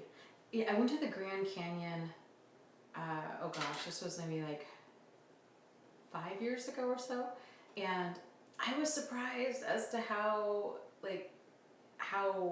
not marked off it is. Like it would be easy to fall over the edge there. It's a scary, beautiful place, but scary with how easy it would be to slip or fall, or you know. And there people do die there every single year. And at the time that I was there, I remember wondering, like, I wonder how many of these are truly accidents, because it really, you know, they're like, it would be a great place to get rid of somebody. I mean, it's a scary place there. I'm so sorry that you went through that. That's absolutely terrifying. And as a child, I can only imagine.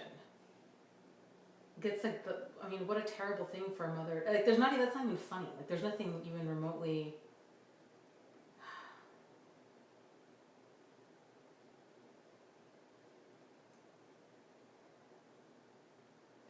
Smile says there are trails all around there that are way in from the edge.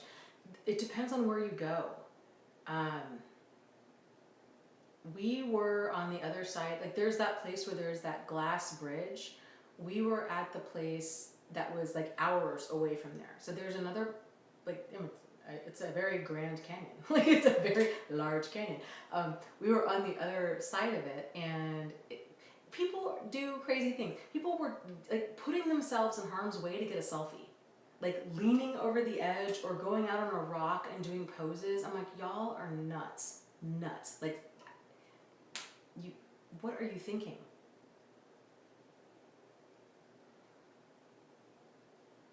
So,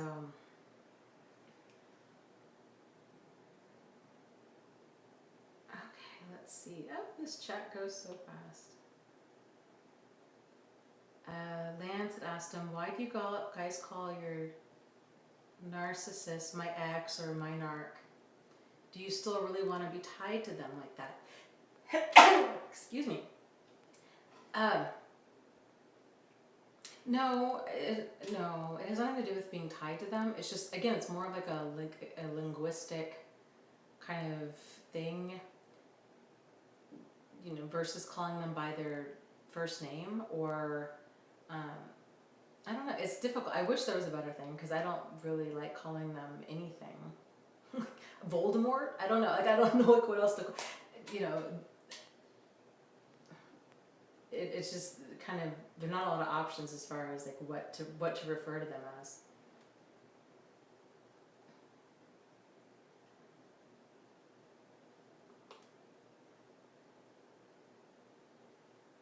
But yeah, I mean, there's no for me, there's no ties whatsoever. Like, there's no emotional connection whatsoever. Cecilia says, I've used Voldemort. That's been kind of my go-to name lately, just Voldemort. The people have nicknames. Like, I've used, yeah, Elba says yes, or the he who shall not be named. Yes, I agree. I called mine, in my phone, I had him listed as Pet Cemetery. Because, like, what came back was not the same thing that I thought died. So it was a good reminder to me to realize, like, this is not what you think it is. And so lots of people have nicknames, but yeah. Oh, Bear says, Dana, is Templeton ever going to make another appearance? Let's see. I'm surprised he's not in here.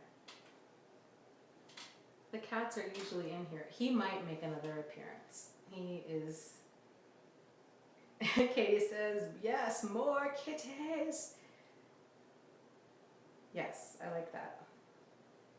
Kitties, I need to find him. He is such a little pork chop. He's so cute.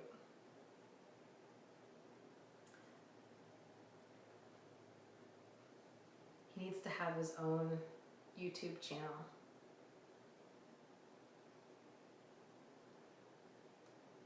Let's see if I don't know where they are. They run around somewhere downstairs. I'll grab one of them next time.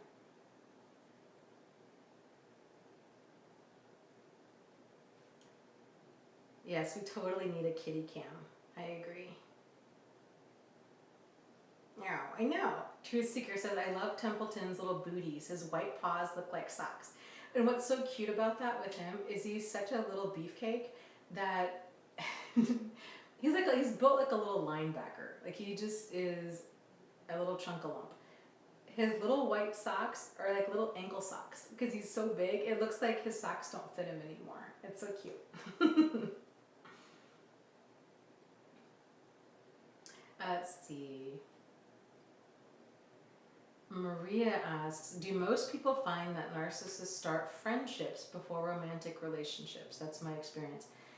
I think they have different people in the pipeline at different stages. So one person might be like a friend, whereas another person they're dating, whereas another, So it's just this giant supply pipeline. Katie says, okay, if Dana doesn't answer you, it's not she's not ignoring you. It's the chat goes fast. So it looks like Dragana had a question that I didn't see. So let me scroll up and see if I can find it. Dragana, can you copy and paste it? And I'll see if I can find it.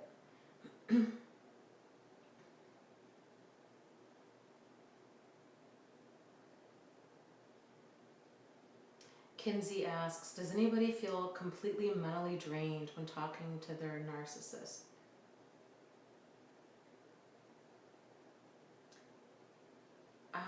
Yeah, I think most people do. It's just when you've got, another name for narcissists is often emotional or energy vampires. And because it can be really draining, especially if you've got somebody who's constantly trying to bait you into a fight, or they're trying to provoke you, they're trying to get a response. It's like, it's exhausting. It's like, trying to reach a solution here. I'm trying to work as a team, and it's just this person, and this is a difficult, argumentative personality style more often than not, and yeah, it's exhausting.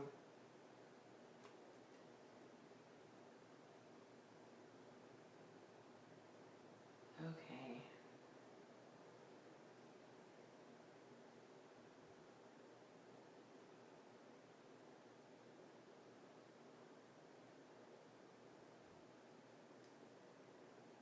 Still scrolling up. Okay, it sounds like Dragana is concerned. Oh my goodness. Dragana, do you still live with this man, or does he have access to you? Or what?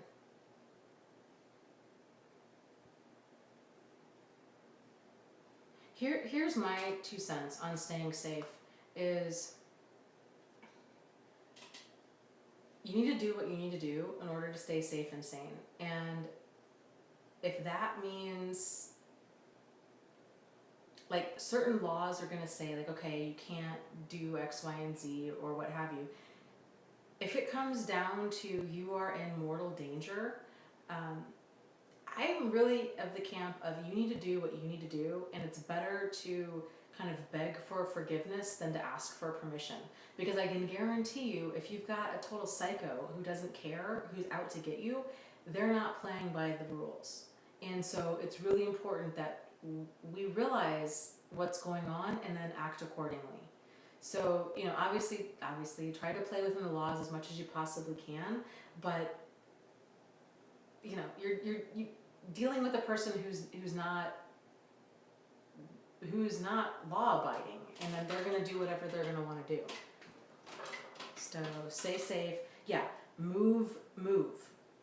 If you're dealing with a total psycho who's gone to the extent that you were saying in the chat, okay, she said, I moved away 2 years ago. Certain things, that I don't know if that fear ever goes away. I think it's something that you learn to endure over time, because it is scary when somebody has tried to kill you. I mean, it's scary when somebody's tried to kill you. So, and you would be right to be fearful that they would resurface again.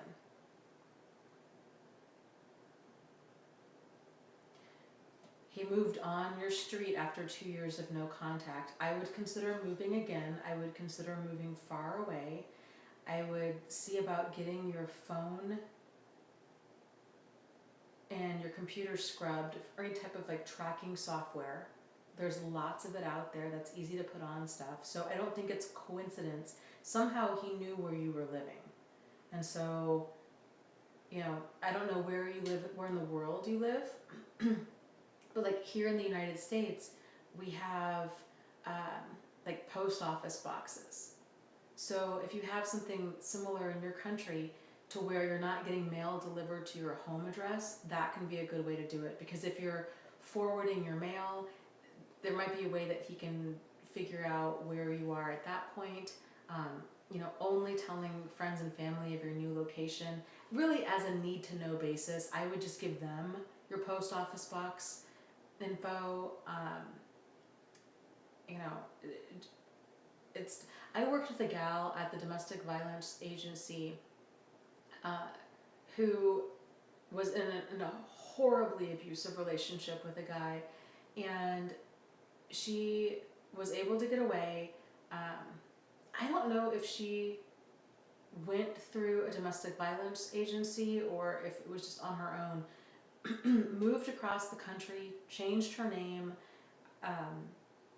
changed, basically disappeared, and then restarted her life over there. But she was still terrified that he was going to find her, and this had been many years had gone by, but it's not something that kept her awake at night, but it was still something that was always on her radar because of how crazy this guy was.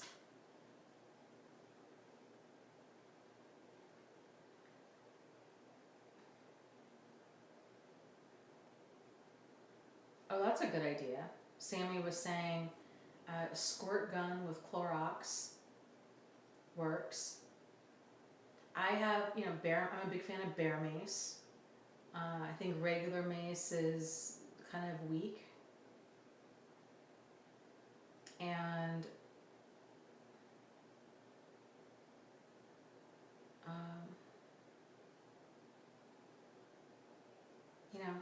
it's whatever you feel that you need to do in order to stay safe and sane at the end of the day. Yep. Truth Seeker says a family friend told her to buy Hornet spray because it sprays 10 to 20 feet. That's why I got bear mace because it sprays so far out. And I don't want to get close to somebody. I don't want to have to be within 10 feet of somebody. I really want it to be far, far away. Montana, a Missouri cowboy says, okay, I'm checking out land prices in Montana. It's I don't know what the cost is in Missouri, but Montana is, depending on where you go, it's affordable. Yeah, the good thing with bear mace, and it's illegal in some states, but the thing with bear mace is it will drop a charging bear. And that's what I was going for. I'm I want something that if a person's completely amped up on something, or even amped up on adrenaline, that it's going to drop them. Versus regular mace, which is going to hurt and it might temporarily blind them. It's not going to necessarily drop a person. So I think bear mace also has a dye in it.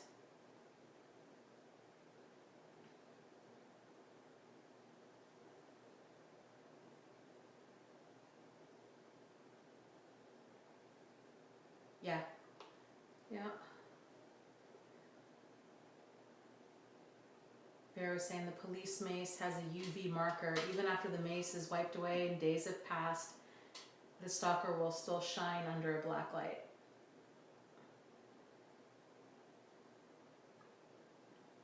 And I think too, it's good, whatever people are going to use to protect yourself, to make sure that you know how to use it.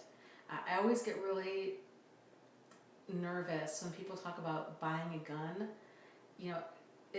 Guns, it's hard to hit a target. It's hard to hit a still target, first off. It's really hard to hit a moving target, and it's hard to get a shot in that's actually going to stop somebody. So if you've ever shot, I grew up in Texas and lived in the Southwest, and guns were a thing. We used to go shooting all the time, and I don't think that people really realize, with a gun, there's a lot of work there. You've got to clean the gun, you've got to maintain the gun, you need to really be practicing with it on a regular basis. Not to mention that you need to have the mentality of, if you're going to use this for self-defense, you need to be okay with, mentally, with being like, I'm going to unload this whole gun into another human being. Like, you can't just fire a few shots. Like, it needs to be, I'm going to unload this whole, because they're going to be moving and the odds of you hitting them are slim. That's why you're like, okay, I need to think about this, and am I okay with actually taking another life? So I mean, obviously taking a concealed carry class is a big thing, and there's, yeah. Flimsy says, trained warriors even freeze in combat. Yes. And, you know, I'm not opposed to guns. I just think a person needs to know, they need to be familiar with whatever they're going to get and be okay with using whatever they're going to get. For a long time, when I was married and my husband was in the military and he would deploy, I would get so scared and I would sleep with a knife by my bed. And then I realized one day, there was no way I was going to stab another person. Like, I know I didn't have that in me. Like, even if they were trying to attack me, that's a very, like, intimate way to hurt somebody. And I didn't want to get that close to another person. I didn't think I would have it in me to actually stab somebody. And so when I really realized that I had this false sense of security there, that I needed something different, that was a very big wake-up call for me. So kind of asking yourself, okay, if I have a baseball bat by my bed, am I really going to use this to, you know, hit somebody with? Because maybe that's not the right form of protection. Maybe that's, and you don't want a false sense of protection, because you want to be able to respond and be like, call 911, and you know what I mean? Like, you don't want to get up and investigate. Like, you want to be able to keep yourself safe. So,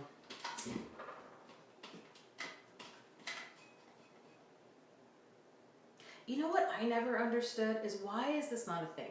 Like, why do they not have bullets that just, I don't even know, like, that have like tear gas, or like little bullets made out of like mace, that would, something that would just drop a person, where they would, like rubber bullets that would hurt a person but then stun them or drug them. Like, why does it have to be like bullets? I don't know. Yeah. Ben is saying, he says, I'm skilled. He says, you really don't want to have a gun. I'm skilled and I'm not comfortable using it, so I got a home alarm in addition. Yeah. You know, another thing too, you know, is this Amazon Alexa. I don't know if you guys are familiar with that, but you can get these. I couldn't find a device on the bedroom light of Travis's account. Alexa is talking in the other room. You know, you can have Alexa. So, and if you get spooked and you have this Alexa system, if you have these little ports around your house, you can say, you know, Alexa, you know, turn on house, and the lights will come on throughout the house. Or,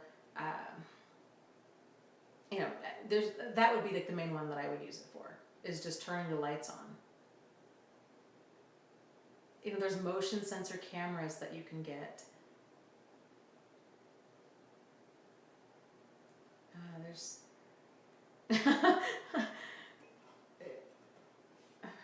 Lou says, when I said Alexa, his Alexa got activated. Yeah, I think mine did too, or mine did too. Truth Seeker says, Alexa says, hey. It is the future. We are totally in the future. It's so weird. Okay, Trinice asks, can you explain why victims stay with narcissists after finding out that they cheat? Oh, my guess would be, I mean, I can tell you what I did. I think probably for a lot of people, it's thinking that everything can be fixed and that people at the core have good motives, and that if a person cheats, that it's some sort of like relationship issue.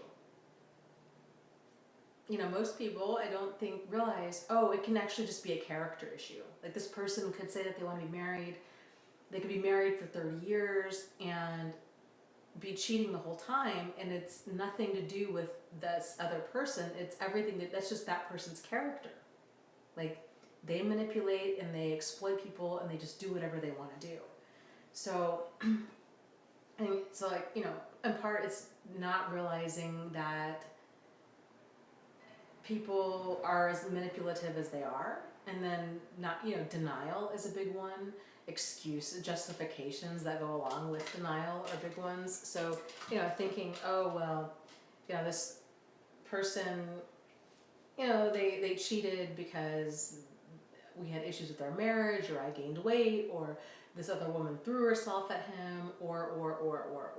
And what ends up happening is that the spouse that's being cheated on ends up turning themselves into like an emotional pretzel, trying to fix it's like playing whack-a-mole. They're trying to fix all of these things in order to get their partner to stay faithful. But the reality is, it's none of those things that are driving them to cheat. They're cheating because because they can. So, but it just takes a long time for a person to realize that they're not the issue, that it's their partner is the issue. Yep, Marie says, mine would go to therapy and just say what the therapist wanted to hear and then go back on it all when we left. Yep. Very, very common. Very common.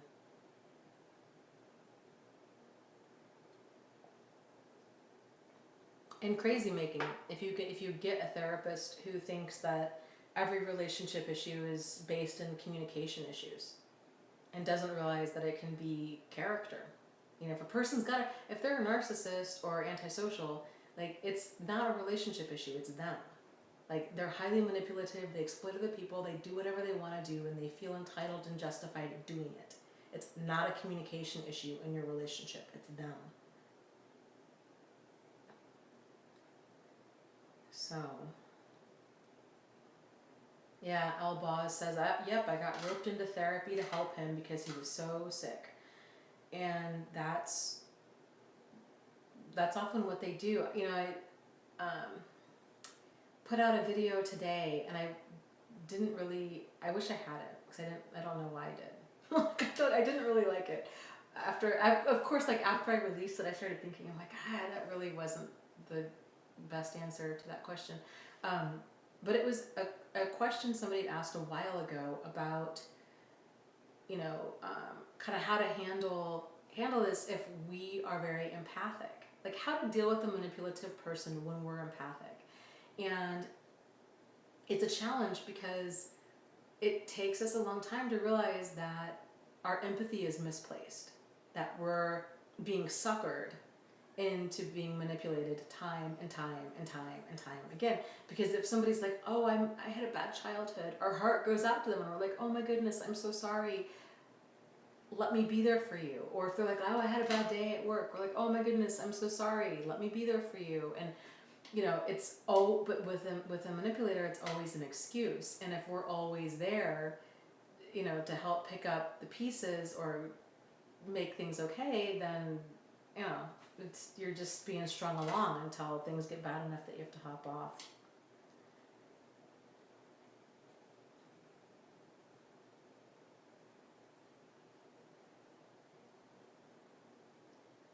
You did. Cecilia says, I just got an acceptance letter for school. That's exciting. What are you going to be studying?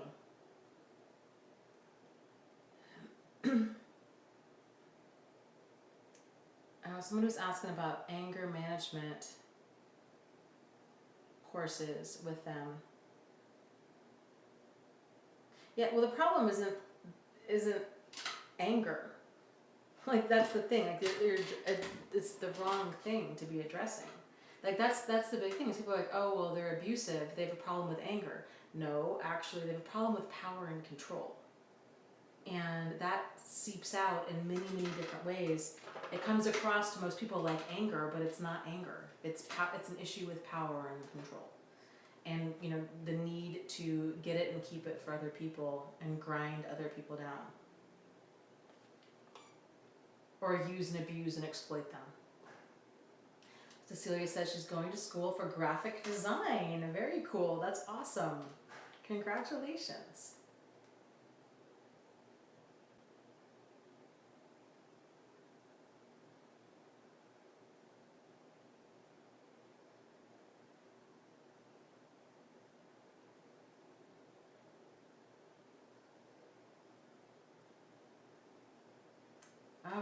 Okay, hold on. Mustafa asks, when this person finds God, is it their true self that has found God, or is it their fake self? Also, do some of them have drug addiction because their true self is in so much pain? Those are some great questions. I think the only person who truly knows if they've found God is that person themselves. What tends to happen is that they claim to have found God because it's a really effective manipulation. So, you know, time will tell with their act. I mean, I wouldn't stay with anybody who, you know, is using, abusing, exploiting, or neglecting because they claim anything. That they're going to go to therapy or rehab, or that they're going to find God, or that they have found God, or that they're going to change. Like, you know, that's, to me, they need to go do their thing. And then if you wanted, I'm not saying that you even want to do this, but like, if a person's in that situation where they're like, well, maybe this time's different, maybe they really did find God, or maybe rehab really did work, I would still really recommend, like, distance yourself, get out of that house, get away from them, and then give them 24 to 36 months of being on their best behavior, where you're not sleeping with them, you're not acting like a partner, you're taking things really, really, really slow to actually see what kind of change has happened. And I think you'll see more often than not, no change has happened. It's a giant manipulation. So, I think kind of with a lot of these people too, there really isn't any. I don't even know if there is a true self there anymore. If there is, it's really like underdeveloped. So there's no shortage of narcissists and sociopaths and psychopaths out there that are religious leaders. So a person can claim to have found God, but if they find God, but in their like skewed, toxic way, then that's how cults happen, you know? So even if they found God, I don't even know what they're really finding, because it's just their reality is so distorted that it's hard to even say like what's even going on there. I would be more inclined to believe that it's their false self that's that's in charge. That's like driving the ship. Like, that's just kind of what's going on there. Do some of the drug addiction because their true self is in so much pain? Possibly. You know, I think a lot of people that, you know, that are narcissists or sociopaths or what have you, they do tend to come from trauma. And so they do tend to, you know, have all these different, like, kind of maladaptive coping mechanisms to deal with it. So yeah, I mean, it could very much be that addiction is part of it.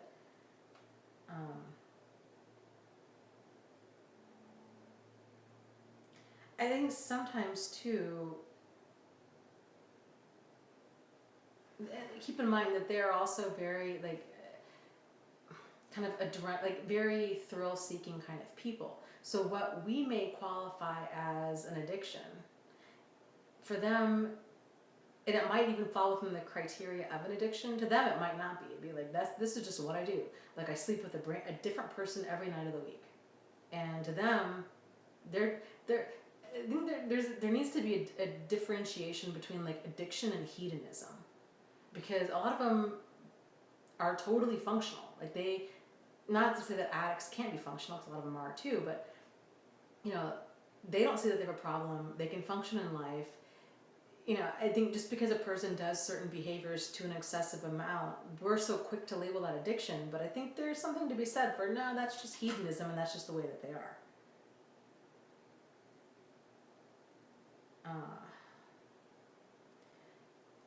Yeah, Carolina saying her narcissist preaches the gospel to the destitute and self-discloses his past addiction that he overcame only to hypothetical harshness with his wife. He was abusive in every single way. Yeah, my grandfather was a narcissist, and he was a minister. And was married and had 2 children, and he was a total womanizer. and possibly a child molester. So, you know, and everybody, he was very charming, he was very likable until people began to see that mask slipping, and then he was he was basically run out of churches, like would go from church to church because he was sleeping with women in the congregation, and there was rumors that he'd gotten a 15-year-old girl pregnant, and I mean just all kinds of stuff. Yeah. You know, and frankly, I think that the best hiding place for evil is behind good. And people really, any religion that a person is, they really have to be on the lookout for those wolves in sheep's clothing, because manipulators know the best place to manipulate people is in a place of worship. Because people drop their guard fast. Like, if you find out, oh, if people are like, I had the same belief system as you. Oh my goodness, you're Buddhist, I'm Buddhist. People instantly, it's because right away you're thinking, this person has the same morals and values that I do. And that guard is dropped immediately, and they know that. It's a great way of like exploiting people. And even still, even if they're straightforward with like this whole, you know, part of what happened, like, oh, they got caught cheating, or oh, they, you know, went to jail, or they did whatever, they can do a really great job of convincing the congregation that they were lost but now they're found, and get that whole congregation rallied around them. And the level of manipulation that goes on in places of worship is like through the roof.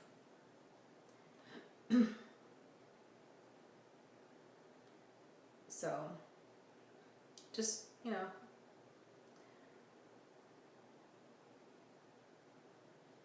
looking at a person's actions are everything. Actions are everything. They'll tell you everything that you need to know.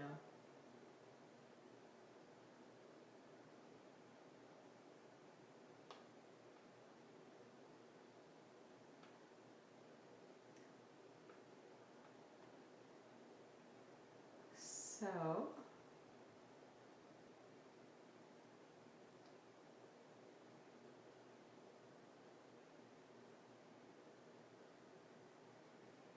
interesting. Missouri Cowboy says there's a book called When God Becomes a Drug. It's an older book, hard to find, excellent read. I'll have to check it out. It sounds interesting. There's a term.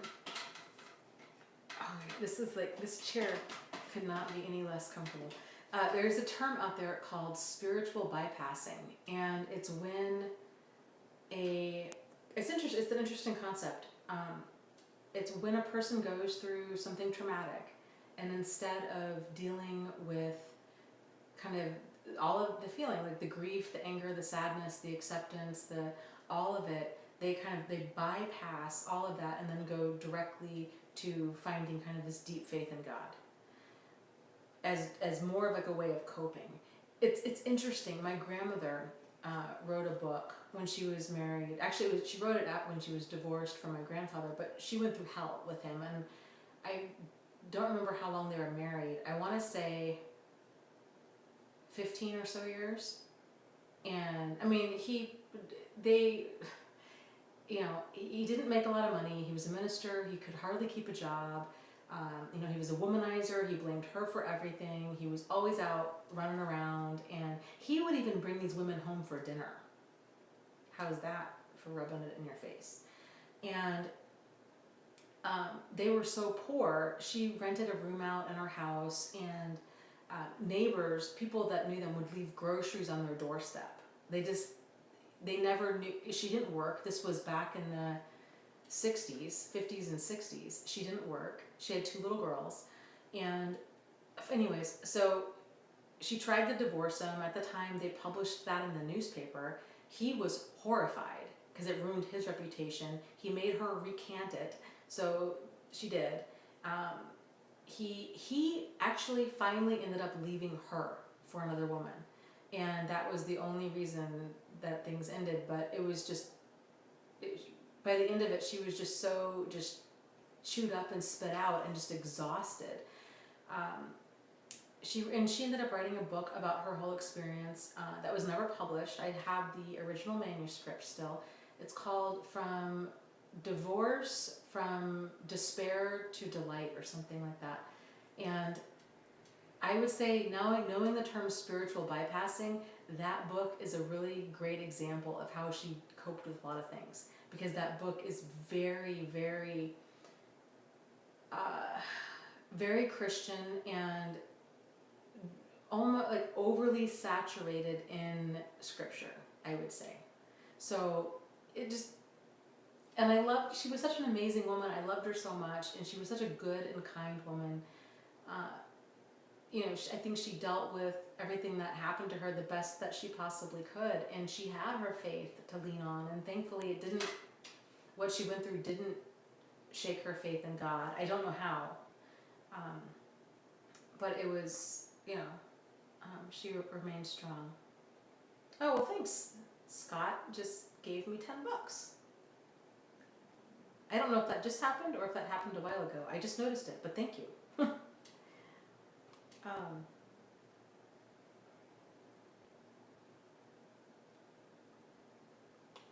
Yeah, YouTube is doing, like, there's coming out all these different features. Super Chat is one of them, where you can donate. You can donate money to people. I think it's only during the live stream, though, is my understanding of it. And I think it's I think my screen looks different from your screen. I don't know how he did it. I think there's some sort of like emoji or something that you can click on. Yes, okay, so Tanitri is talking about spiritual abuse, and the victim feels guilty about leaving. Yes, and so that's a big theme with my grandmother, but with a lot of people, where it's sort of this idea of really misusing God as the ultimate control figure. So it's sort of like this abuse by proxy of like, God wants you to do this. God wants you, you don't value our commitment, and God wants, if you don't do this, then the wrath of God is going to be upon you. Or God wants you to honor your father and mother, and now you're trying to leave, and that, it's all of this, the threat of God, the threat of damnation, the threat of, using a person's faith against them in order to control them is really what it is. It's disgusting, and the effects can just be so long-lasting. It's so tragic, because spirituality is a big part of a lot of people's lives, and an important part of a lot of people's lives, and to have that relationship with God damaged like that and twisted into something that's so toxic is just so tragic. And it's not what God is about. God didn't put us here to be used, abused, exploited, manipulated, neglected, any of that. Well, that was another one. Yeah, God hates divorce. Well, God hates abuse too. Oh, that's another good one, Kevin. Thank you. Missouri Cowboy donated $10. Thank you. Missouri Cowboy, who is most likely moving to Montana. Kevin says, another excuse he heard is, aren't you a forgiving person? Yes, they twist things, right? So it's sort of like, how, I guess I'm not perfect like you, right? Or, the Bible says to forgive and forget, or this concept, family is forever, or, who are you to judge? Or, marriage is forever. I can't believe you would just give up on us. And of course, like, totally glossing over, not even addressing their issues in this. It's sort of like, like, yes, commitment is forever. You broke that commitment, and now what am I supposed to do? Or, um, you know, forgiveness has nothing to do with allowance. Like, you don't need, forgiveness has to do with releasing anger. It doesn't mean that you have to continue to allow that person in your life to just be like a bull in a china shop. Like, that's not forgiveness, that's foolishness. There is a difference, you know. But they manipulate it. And you know, if you've fallen for it, I'm not calling you foolish. It's them saying that is what's foolish, because there is a difference. You know, yes, commitment should be forever, but people take, here's the thing, when people get married, you take vows. You know, both parties agree to this. This is how we're going to treat each other. If it's, the way I look at it is it's a contract. And it's like any other contract that we enter into, whether it's when you buy a house or you start a business with somebody or you do something else, where if somebody if they breach that contract, then there is no contract. It's null and void. So if I'm agreeing, I'm going to marry this person, you know, the Bible is very specific about what love is. You know, love is patient, love is kind, it does not envy, it does not boast. You know, this is what it does, this is what it doesn't do.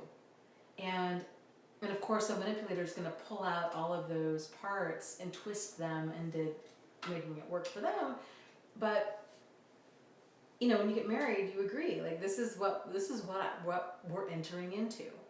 And if the other person breaches that contract, then as far as I'm concerned, then the contract, they broke the contract. All we can do is respond to that. It's frustrating.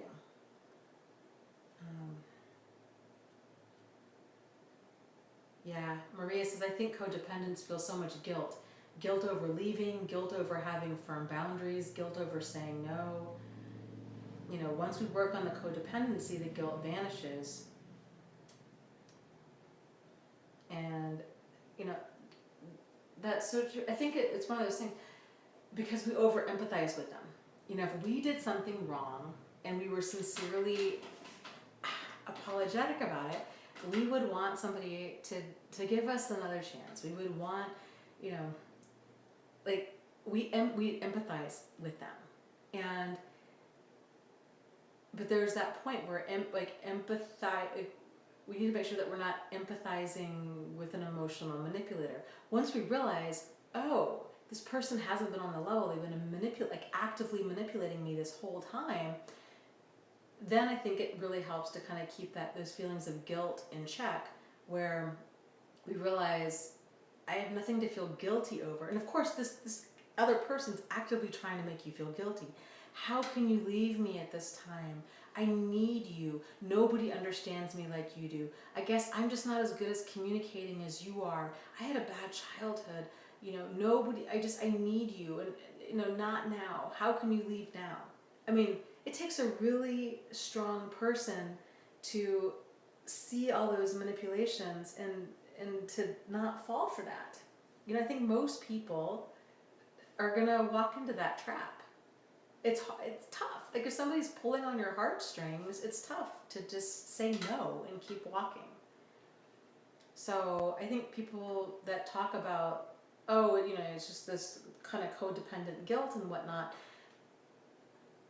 if they've never been in a relationship like this, like, it's so much more than just like having inappropriate guilt. It's tough when you've got somebody that's telling you, I can't live without you. I'm gonna commit suicide if you're not in my life. You're the best thing that's ever happened to me. I will do whatever it takes to make things right, and on and on and on. It, you know, that's tough.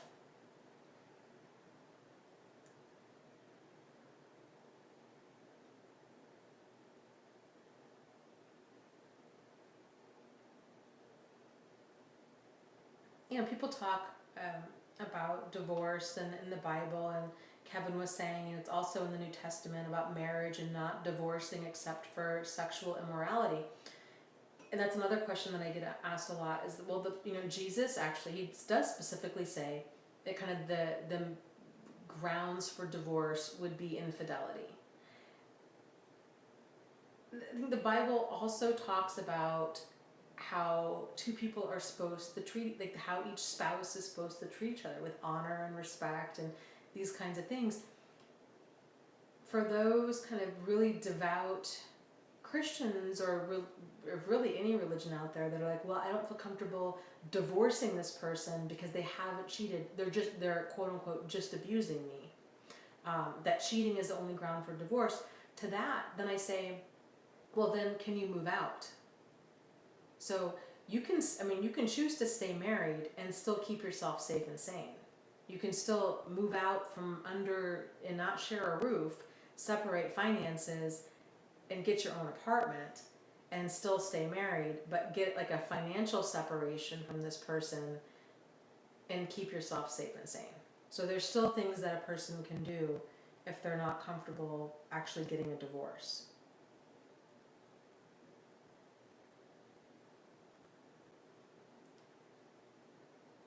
So, let's see.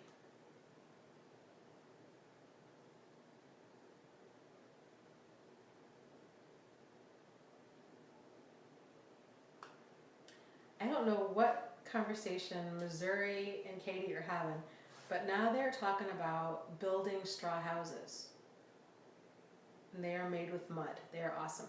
The conversation has taken a turn.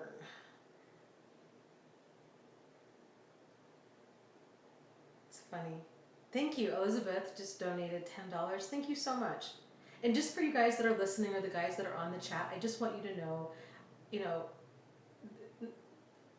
any money donated, it's definitely not expected at all, but it is much appreciated. So, but I get it. There's just like, please don't feel, I love doing this. Like, I absolutely love doing this, and I will always continue to do this. So just know that.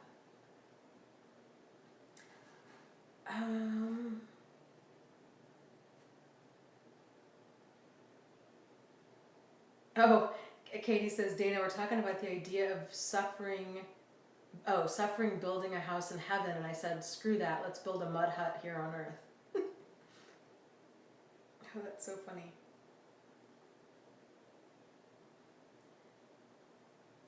Yeah, interestingly enough, when I was living in New Mexico, the house that we lived in was straw bale. And it was it was an amazing house. It was off the grid. We had no running water and we had no electricity. So it was out in the middle of like 20 acres surrounded by national forest. And it was amazing. I absolutely loved it. That house, because of the straw bale, it was so well insulated that like it was like the most comfortable house ever. I loved it. Sunny says, I lived in a sod house in the 90s here in Nebraska. Lou, thank you so much for the donation.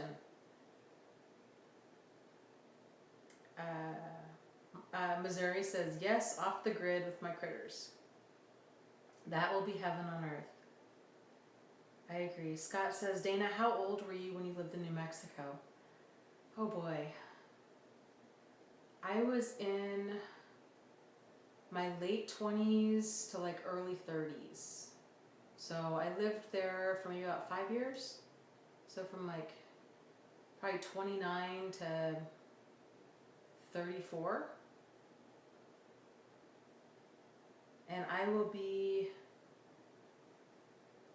40 in July. Dun dun dun. Yeah, Sarit says, I feel so much healthier being away from electricity.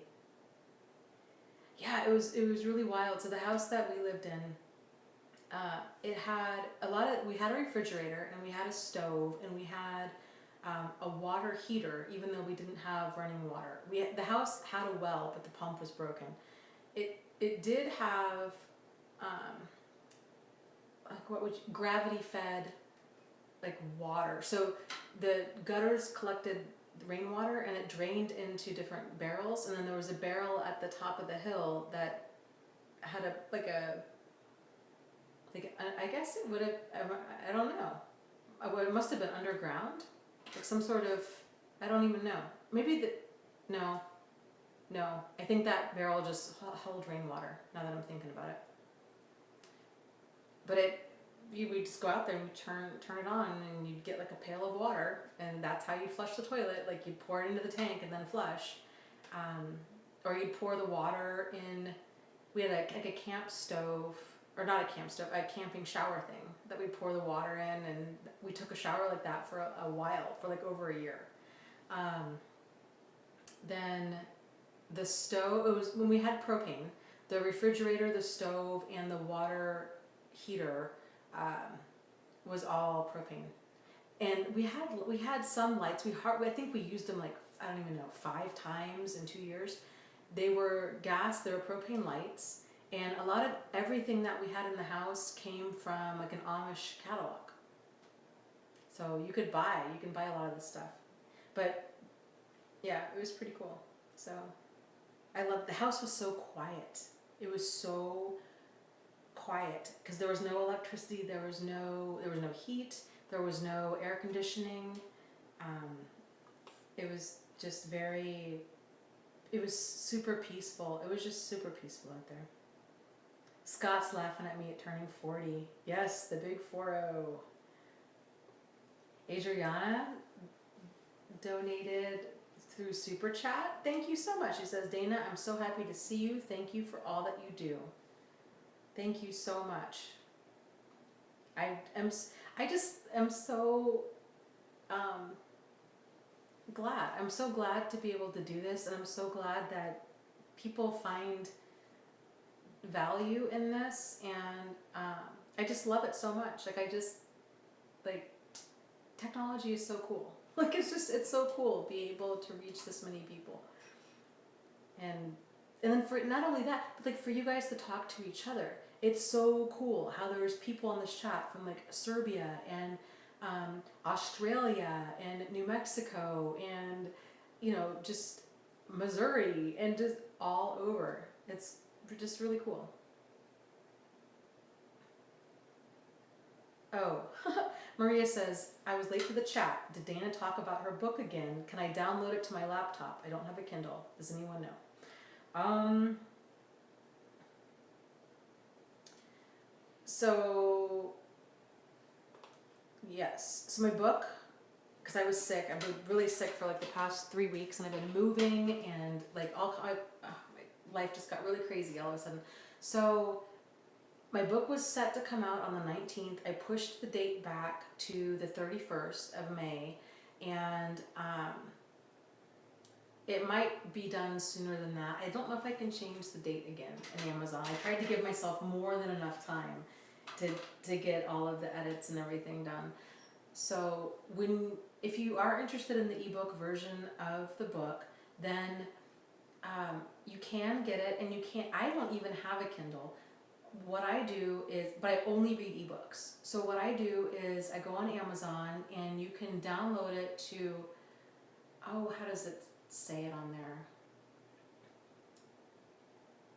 Like you can read it on on iPhone. I read it on my computer. So I'll have to look and see what exactly it says. I think if you go to like read now, or like manage content and devices, and then read now, you'll be able to read it. So the plan is, once the ebook version comes out, then I'm going to see,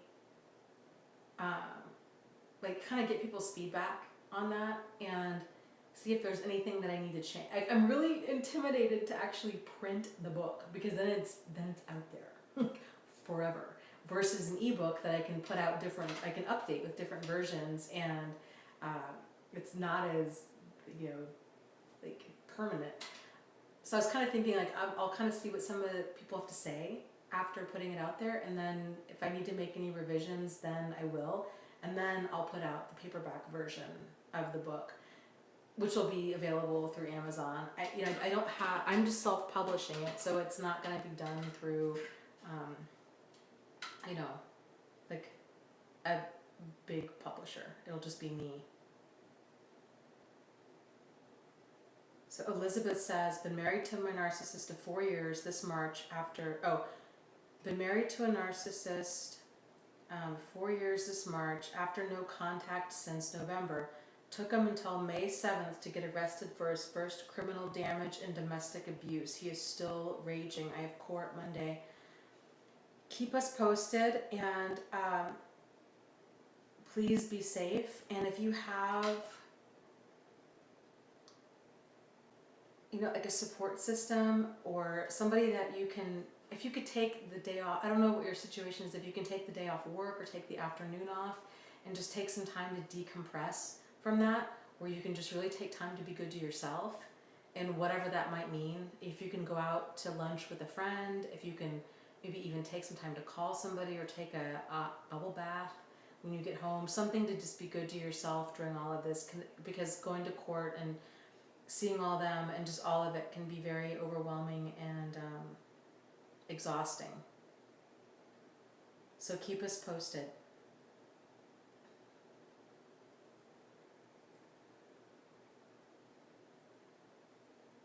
Oh, Janice says, thank you for the donation. Janice just says, I just realized I could donate. I love your channel. Don't get to take part in the live chats often due to the time difference.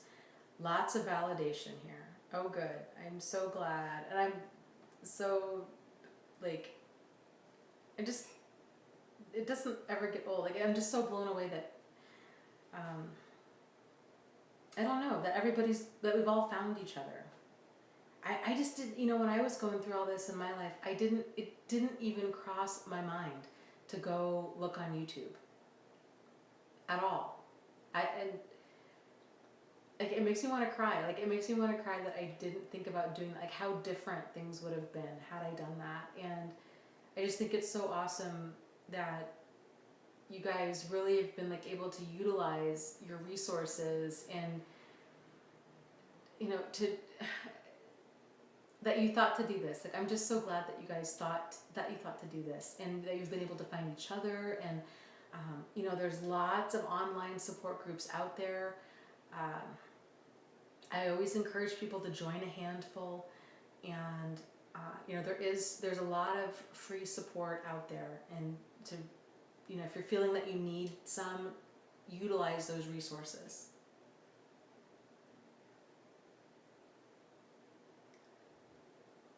Yeah, Mustafa says, this is the collateral beauty of pain and suffering. And you know what else it is, too? Kind of like we were talking about religion earlier. And to me, almost like you said, the suffering and the beauty in all of this is that this kind of pain, it unifies people like nothing else. And there's a part of me that it makes my heart smile when I see so many different people here from so many different walks of life. People that are Christian and Jewish and Muslim and Buddhist and atheist and agnostic and just everything. And, people, different nationalities and different genders and different sexual orientations and different ages. And all of that, and everybody is here, and their pain is so unifying. To me, it's a beautiful thing to see how people can come together and support each other. And I don't know if that would have happened in any other way.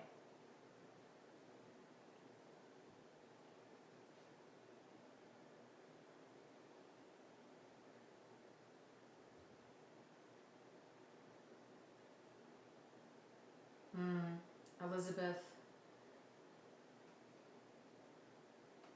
is talking a little bit about what she went through. I'm not going to read specifics because I don't want to unintentionally put you in harm's way or anything. She says, I'm actually in a calm place, but I'm scared. I don't blame you. I don't blame you. And do you have a support system where you are that you can kind of get a game plan for Monday and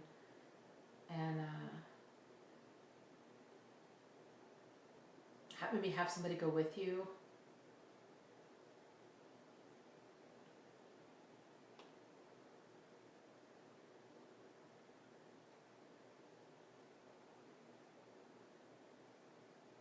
Because he does. He sounds like a very dangerous and kind of deranged individual.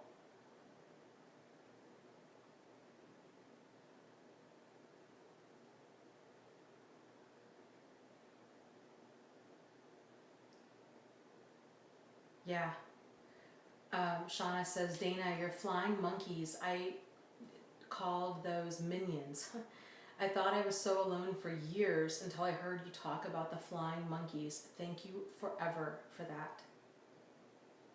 Oh, isn't it? Yeah, and Elbaz says, I searched walking on eggshells and it opened up the door to knowledge. So so the book that I'm working on is this chair. Oh my gosh, it is so uncomfortable. Sorry, I feel like a lion, like trying to balance on one of those little tiny stools. My book there's a big section in its definitions. So in its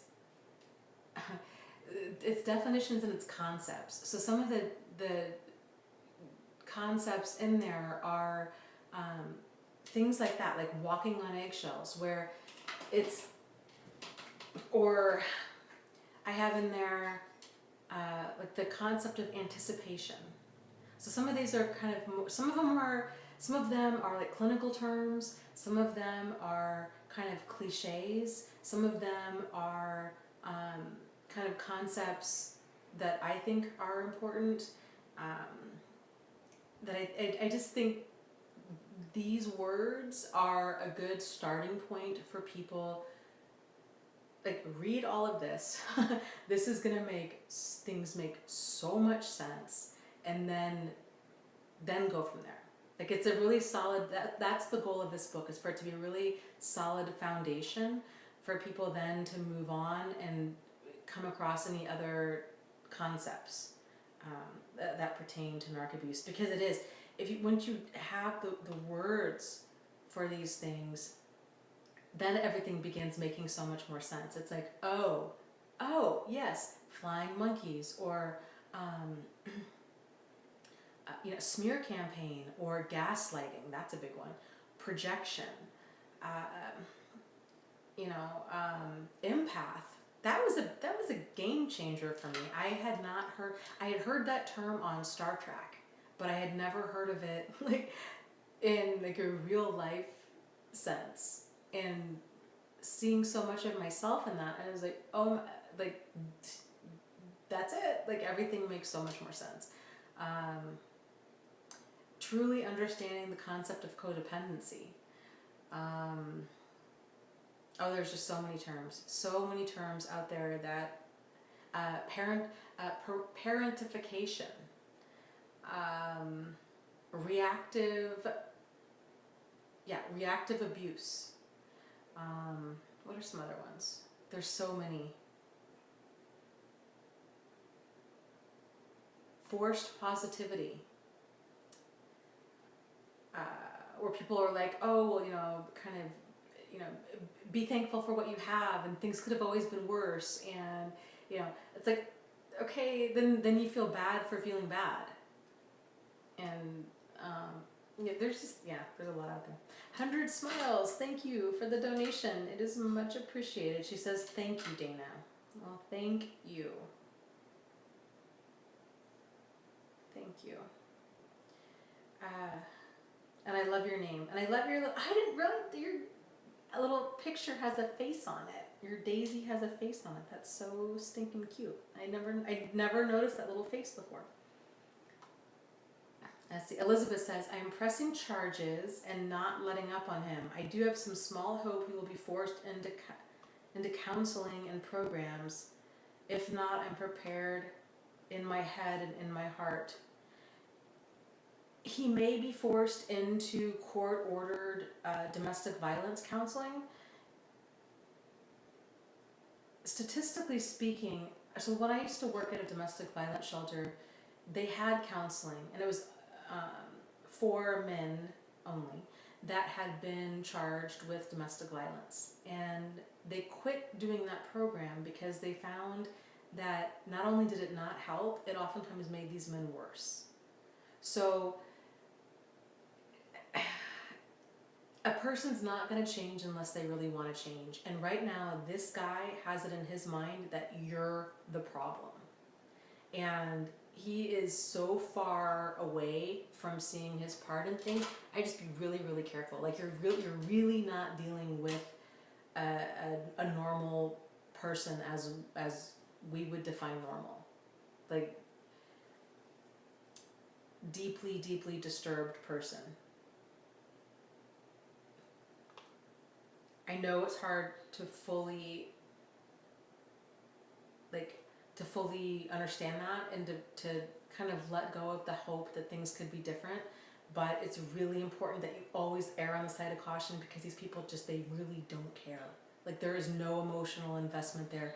There's rage, and there's hatred, and it's a power struggle, and they're angry. This is the time when most people are at the greatest risk. So please don't project. One of my favorite terms comes from Sam Vaknin, and he calls it malignant optimism. And I love that term because it's so appropriate. It's where we are so optimistic to a point where it's dangerous and destructive. Just like there's malignant narcissism, which is this level of dangerous and destructive narcissism, malignant optimism is dangerous and destructive optimism. And we fall into this where we're projecting all of our goodness onto somebody that doesn't share that. They don't have that same goodness, and we're projecting all of that onto them. It's very dangerous.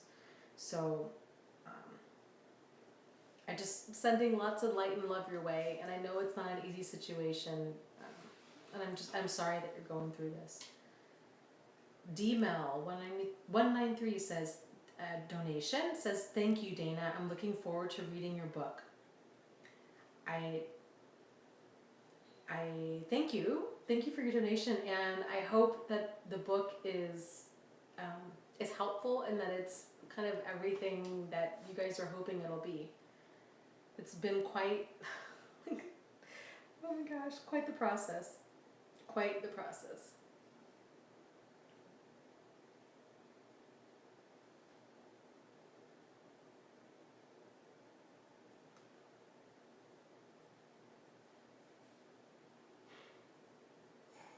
Ooh, that's a good one. Mr. Tahiti says, I dig for more proof because I've learned to not believe my own intuition.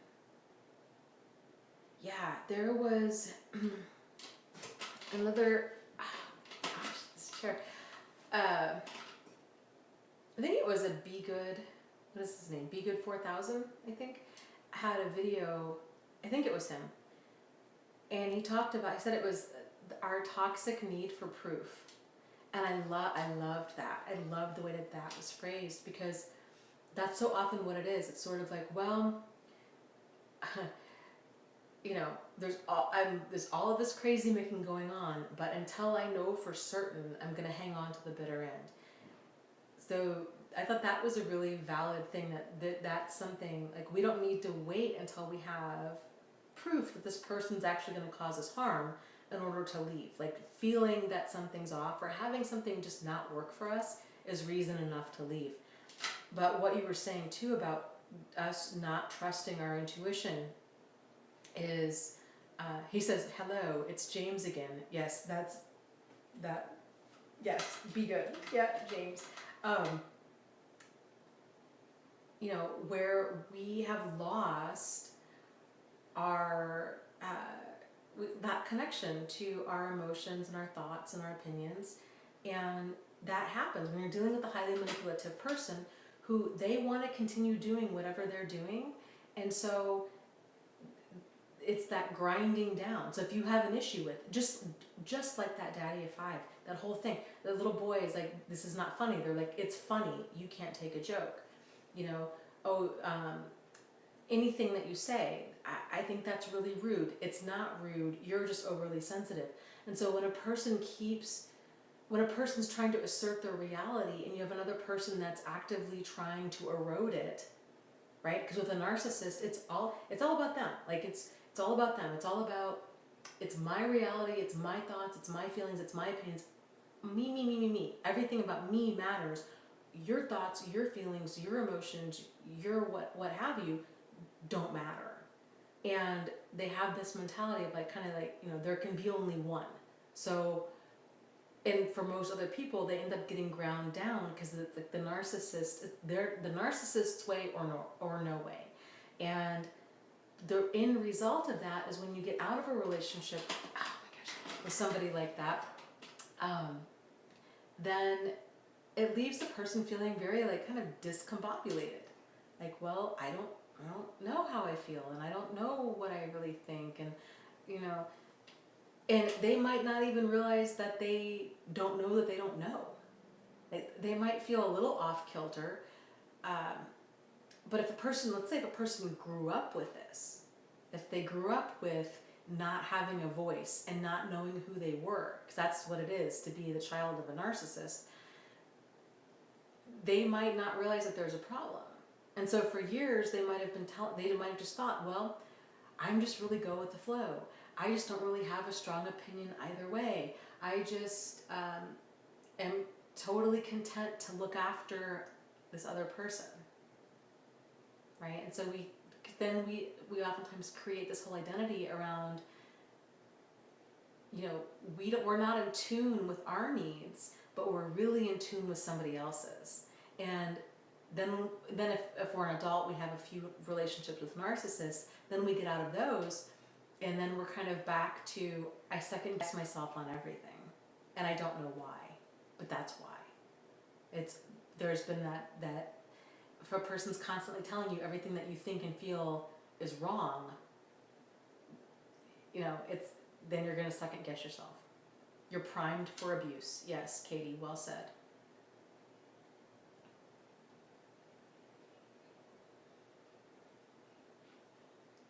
And it takes a while for a person to get back in sync.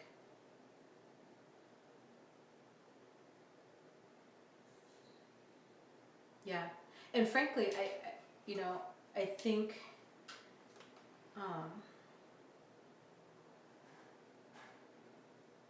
interesting. Mr. Tahiti says, my secret name was Fixer for far too long. Yeah, you know, and I think men and women have different challenges as far as kind of this stuff goes. And you know, with men, I think a lot of men tend to have this kind of damsel in distress, or if they see a woman who needs them, then they're okay with swooping in and being that fixer. Like, I'll save you, right? And that's kind of the challenge with a lot of men. The other challenge with guys, I think, is with getting help and getting restored back to what do you really think? What do you really feel? Is if they've been so ground down, I think this is added challenge of, you know, and I'm not a man, but this is just kind of my perception of kind of the mental health system, as well as like kind of socially, is there's not a lot of talk out there about emotions and kind of getting in tune with your inner child and like who you really are, as far as it's really not that discussed when it, you know, with men. It's not even really that discussed among women, but it's really not discussed among men. And I would imagine that if a guy goes to therapy to try to find out I think it would be a challenge to figure out that he was actually in an abusive relationship, because it's the kind of this, it's understood socially that, you know, women are victims and men are abusers. And to understand that he actually, to get that validation that yes, what you experienced was beyond normal problematic relationship stuff, that it was in fact like verbal, emotional, psychological abuse, and helping a guy get back into alignment with his authentic self is, I'm just not really sure how many resources there are out there for men that struggle with that, and it's unfortunate, but I think that's there's a real need. Well said, Kevin. Yeah, Kevin says, I think it's hard for men to ask for help because they don't like it when they're talked to like a little child and not an adult. Totally. Or if it's seen as, you know, somehow like less manly to ask for help. You know, and it's not. I mean, it's just frustrating. And then, you know, women have their own challenges with this stuff too, but it's kind of, the more I hear from guys what they go through, the more it's just disgusting. Like, it's just disgusting. It's not okay. And it's something that really needs to be addressed at a much bigger level. I know that there are a few, you know, YouTube channels out there and a few groups out there that are specifically for men. I know that they exist. I don't know, I haven't heard from any guys as far as like how helpful they are. If any guys are a part of groups like that, I would love to know what your experience has been.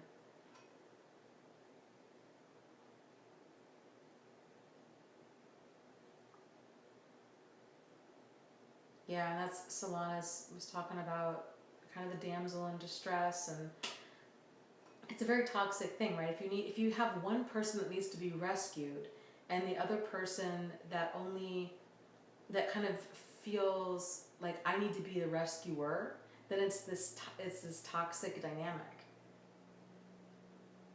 Yeah, Marie says asking for help doesn't make you look like a baby, it makes you look strong. Yeah. I agree completely.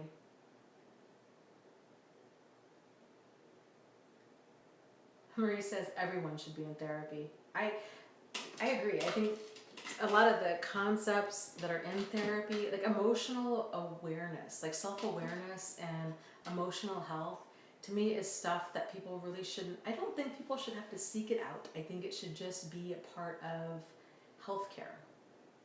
Because frankly, medical health care, in my opinion, is a large part due to unaddressed mental health issues.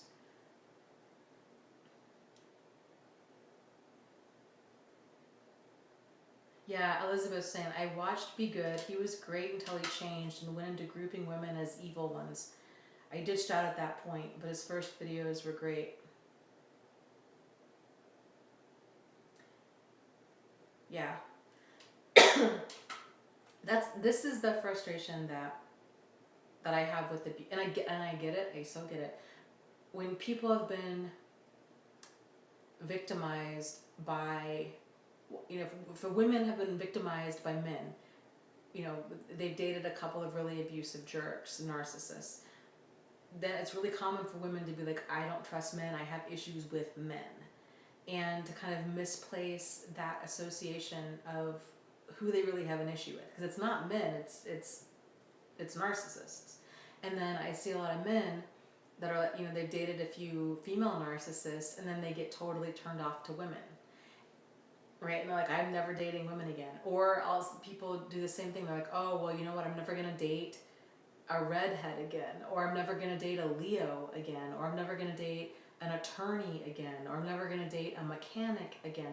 And they start assigning kind of all of these, they start kind of clustering these things of thinking like, okay, well, what caused me pain?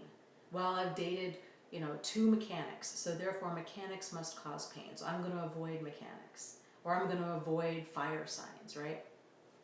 But the reality is it's that narcissism that's the problem, and that can come in, you know, male or female, young or old, a parent, a child, a sibling, a next door neighbor, a significant other, a friend, you name it, and any nationality, any religion, what have you. And so I think it's so important that we see that it's the behavior, it's not the gender or the religion or sexual orientation or anything else.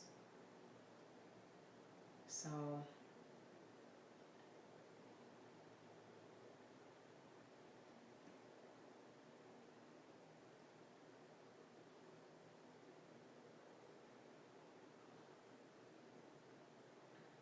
yeah, Maria says it, learning all the wrong lessons keeps the unhealthy patterns going. And it keeps us swinging at ghosts. Because then it's a false sense of security. Think, oh, okay, if I just avoid fire signs and mechanics and Sicilians, then I'll be okay. And then it happens again because we're not avoiding the right thing. It's the problematic behavior that's the problem.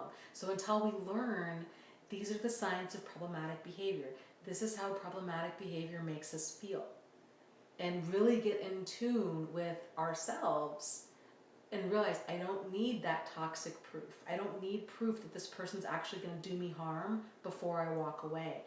Once we start learning the right lessons, then and only then are we going to be able to keep ourselves safe. So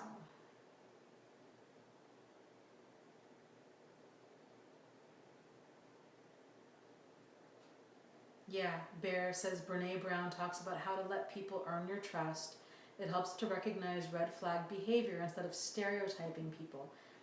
Yes, I agree completely. You know, it's trust is something that's earned. It's developed over time. It's something we, you know, move slow. Everybody can seem, you know, like a great person the first, I don't know, 90 days or so that we know them, and then the reality starts coming through.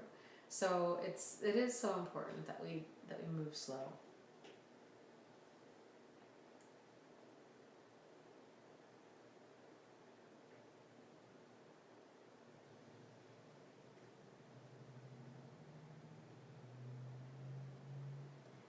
Scott says, Dana, what are your thoughts on exposing the narcissist to their immediate family? I think at least one of the family members knows she was a narc. It's not gonna, my guess would be that it's not gonna be this like big reveal that you think it's gonna be. If anything, they're gonna probably, you know, even if the family member's like, yeah, you know, we knew something was off about her, they're still probably not going to, you know, it might give them some validation. I think it probably is going to cause more harm than good, because then it just kind of serves to stir the pot. And you know, those outing somebody, being like they're, you know, like they're, it's like the Scooby-Doo, like into Scooby-Doo, right? And they've caught the bad guy and he's got the mask on, and they're like, it's not the, you know, it's not Mr. Smith, you know, it's not a zombie, it's Mr. Smith, and they like pull the mask off. Like it never goes like that. If anything, and people get defensive and they're like, well, I knew she's difficult, but I wouldn't go so far as to say she's a narcissist, or you're just bitter, or yeah. Little Miss says exposing them is a waste of time. It really, really is. It's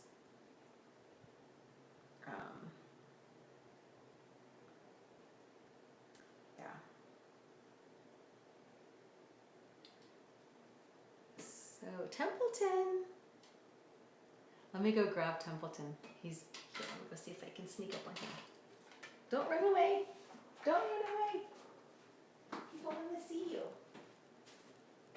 People want to see you. Come on. Kitty. Kitty cat, come here. Come here. Oh, you're being shot. Oh, you stinker. Okay. That did not work. Now he's hiding under the table.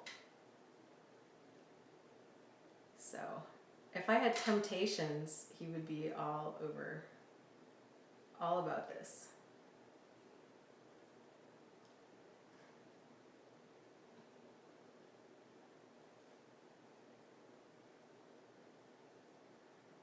So,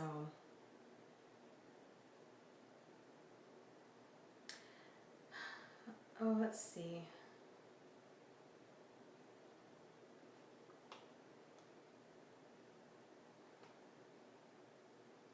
Somebody asked a question and I lost it here.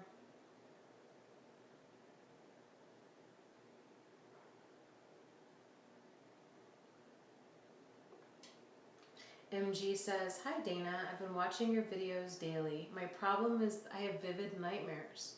It began with dreams about my mom hurting me in my dreams as a child. Now it's my ex-husband hurting me in my dreams." You know, our brain is such an interesting, fascinating thing where it tries to work out things for us. And you know, if you grew up with an abusive mother, and if you had an abusive ex-husband, or if you have an abusive ex-husband, then it could be that your brain is trying to get you to see that there's a connection between them. So I had night terrors after my relationship with Jack, and they were fine until I began dating Steve. Then they kicked up again, and I thought, oh, I really didn't realize why I was having them again. I guess I thought it was because I was dating and because I really liked Steve.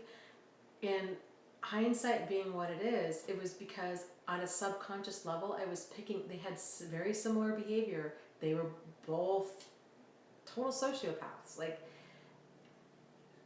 my brain was picking up on that at a deeper level that my conscious brain wasn't.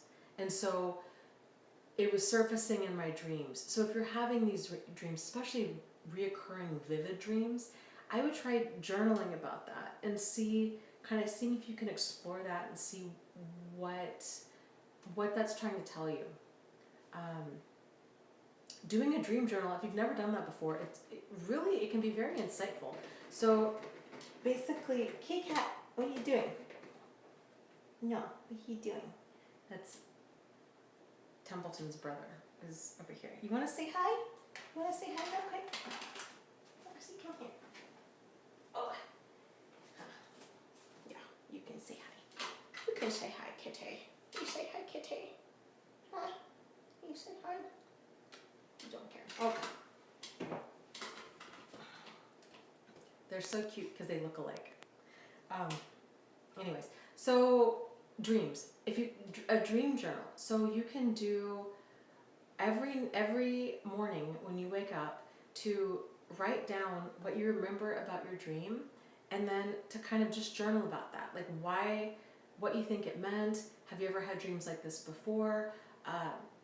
Just delving into it. It's a really interesting thing to do for about 30 days, and it doesn't have to take like a long time to do this, like 5 minutes in the morning. Just certain elements from the dream, things that you thought were interesting, things that struck you as odd, and then to read through it at the end of the month and see what connections you can make. It's amazing.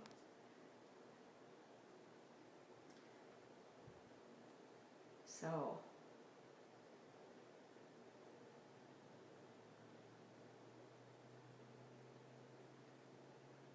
yeah.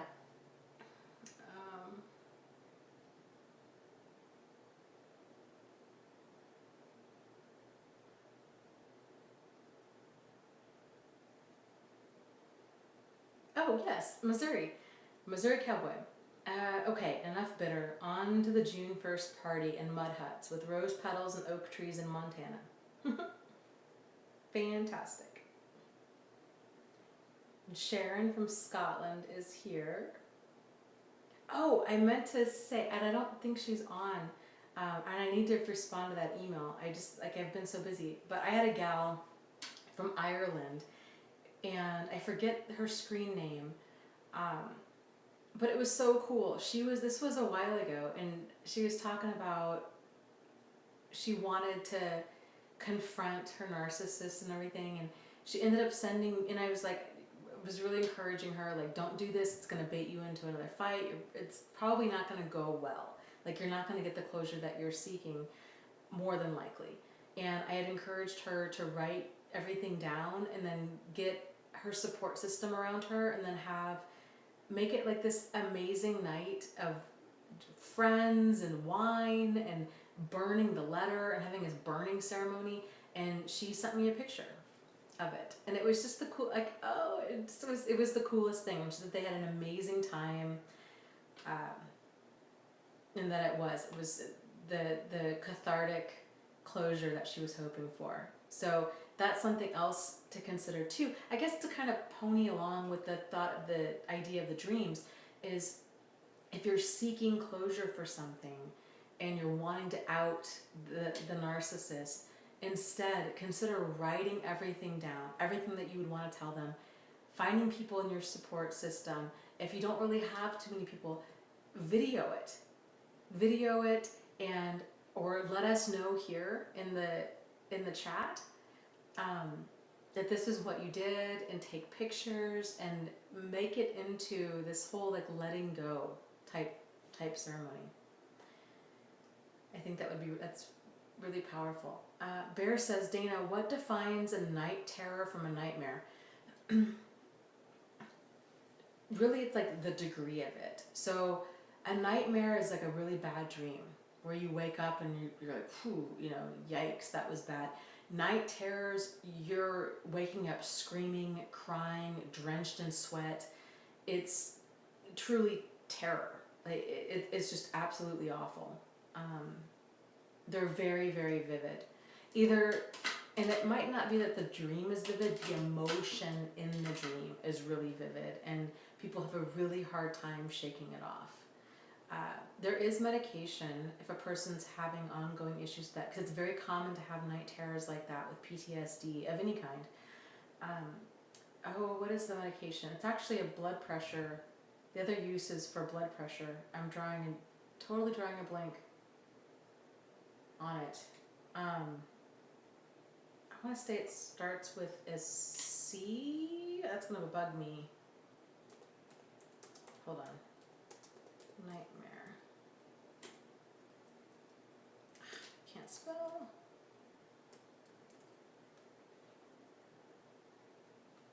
What is that called? Prazosin.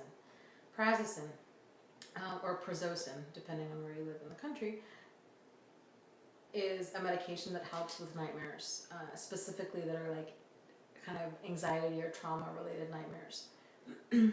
So that might be something to talk to your doctor about if you're having ongoing issues with like night terror kind of stuff.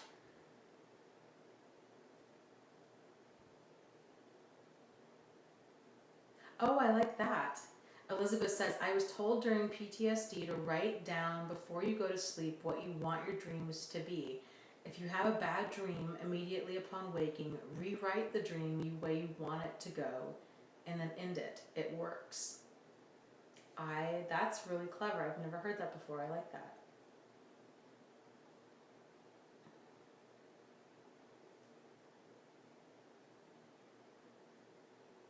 Magnesium, Peace Pom Pom saying magnesium has helped extraordinarily with anxiety, digestion, insomnia. Oh, I lost it. And night terrors. Okay, so magnesium oil has been my new favorite thing. Like, I have been joking that I might just sell magnesium oil for a living. And I'm not kidding. Like, I flipping love this stuff. I got, it's in the bathroom. I should go around and grab the bottle. I got some from Amazon. It's like $11 or something. Dr. like Zeneca or something is the brand. It's not oil. It doesn't feel like an oil at all. It actually goes on almost like a dry oil, and that stuff is flipping amazing. So I messed up my wrist. That's what this is. I feel like I look like a pro bowler. Like I'm waiting for like a bowling game to break out at any given time. I'm like hyper vigilant about a bowling game. But So my wrist has really been hurting, and I spray magnesium oil on it, and within seconds, like, the pain is gone. Inflammation of any kind, gone. I've been using it as a deodorant lately, and it's amazing. Like, it's that stuff is amazing, amazing, amazing. So you just don't want to put it on freshly shaved skin, or it will burn like you wouldn't believe. But anxiety, restlessness, restless leg syndrome. If you go read some of the reviews on Amazon about it, I would not have believed it had I not tried it myself. Like, I just, like, it's amazing. So I love it. Helps with sleep. I ended up actually buying I'm gonna start making my own magnesium oil at home, and so I bought a giant thing of like magnesium flakes, and you can do a magnesium bath with it. So you put like a cup of magnesium flakes in a bath, and you just soak in it, and it's supposed to help with, it's magnesium helps with like muscle relaxation. So it's awesome stuff. You can spray it on the bottom of your feet before you go to bed. And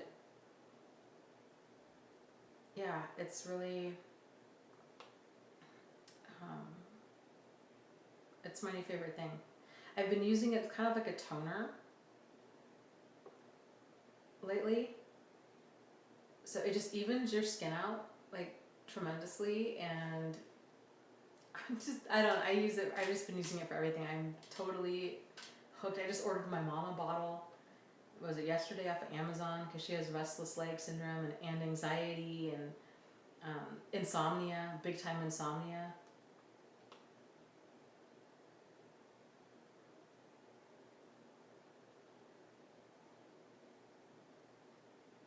So it's worth a shot. And the more I read about magnesium, the more I think it's amazing how how many things might be due to like a magnesium deficiency. And I used to take, let me go get it. Hold on a second. Somebody's asked me what brand it is. Let me go get it.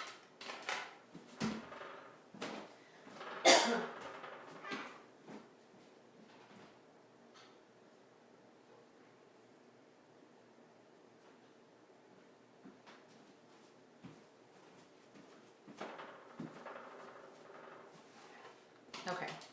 It's a Sutra, and it looks like this. And you can get, this is a 4-ounce bottle. It's just, and it's all natural. I just love it. I've been wanting to get like an all natural deodorant for a while too, because it freaks me out having aluminum in deodorants, and this stuff works better than any deodorant I've ever used in my whole life. Like, it's just amazing. Like, whatever I've used it for so far has worked really, really well. Somebody was saying I have my wrist brace on backward. I know. This is the way that it feels the most comfortable. So, yeah, I've been wearing it for a while. And of course, it doesn't help that I'm moving, but having to lift stuff.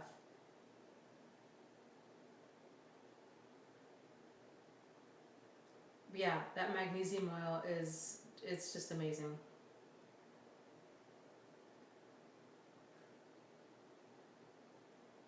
And it's crazy to me that we can, like, I realize that certain things are like transdermal, right? That our skin absorbs our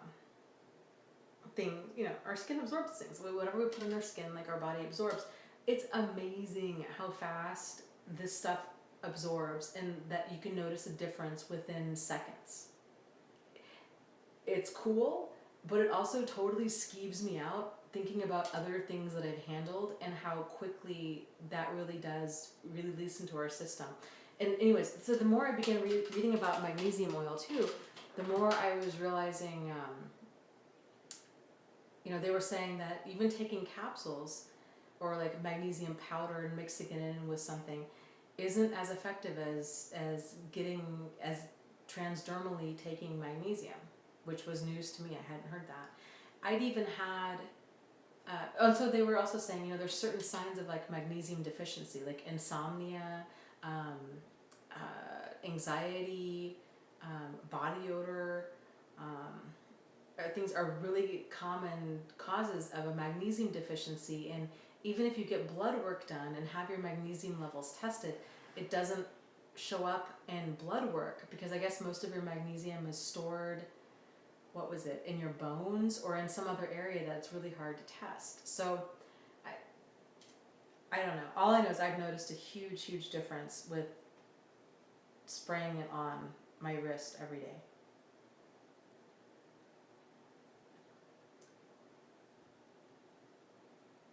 Yeah, it's neat stuff. So, okay, so I need to get going. It's late, and I'm sure there's many of you that also need to get going. And so let me think. Let me know what you think about June 1st. What would you like to do? Would you like to do an extra, a different, you know, an additional live stream? And if so, what time? Does 8:30 work for you guys, or would you rather do? I don't work now, so whenever I could make it happen whenever. So let me know. Comment down below after this video goes live, and yeah, we can kind of go from there. Maria asks, Dana, how do you stay inspired here and not burn out? Oh gosh, there's a couple different things. I have burned out before. It hasn't been on from the topic or from like people here. It's been more on the learning curve of it all that's burned me out. So I just trying to juggle email and my website going down and just the learning curve of kind of handling all of this has been exhausting and has led me to like a lot of overwhelm and burnout. And then I try to realize when I'm feeling burned out and then just go do something totally different or take some time off. You know, take like at least a day off and then go do something totally different. As far as staying inspired, I'm just so interested in this topic. It's not I don't have to push myself, I guess,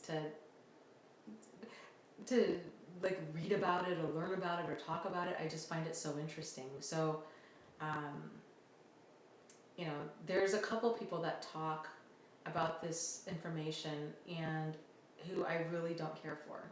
And I'm not going to say names because frankly it doesn't matter who I like and dislike. It's kind of whoever you guys find value in. Because I don't want to like sway anybody's opinion on other speakers, but there's a few out there that I don't care for. And whenever I see that they're doing stuff, like I get so angry that motivates me.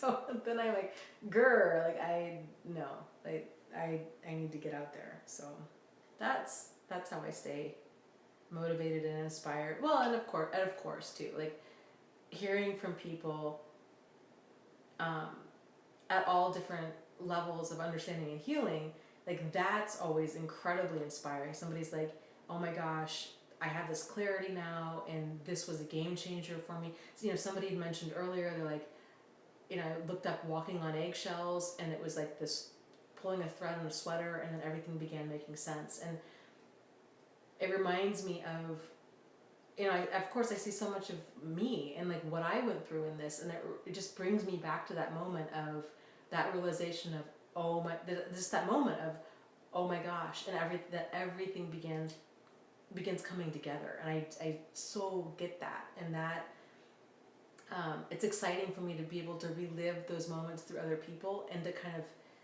pass that torch along. And then of course knowing that they're gonna go spread awareness to a bunch of other people as well, because that tends to happen. You know, everybody's got a friend or somebody out there that's gone through something like this, and that's cool. That's just really cool.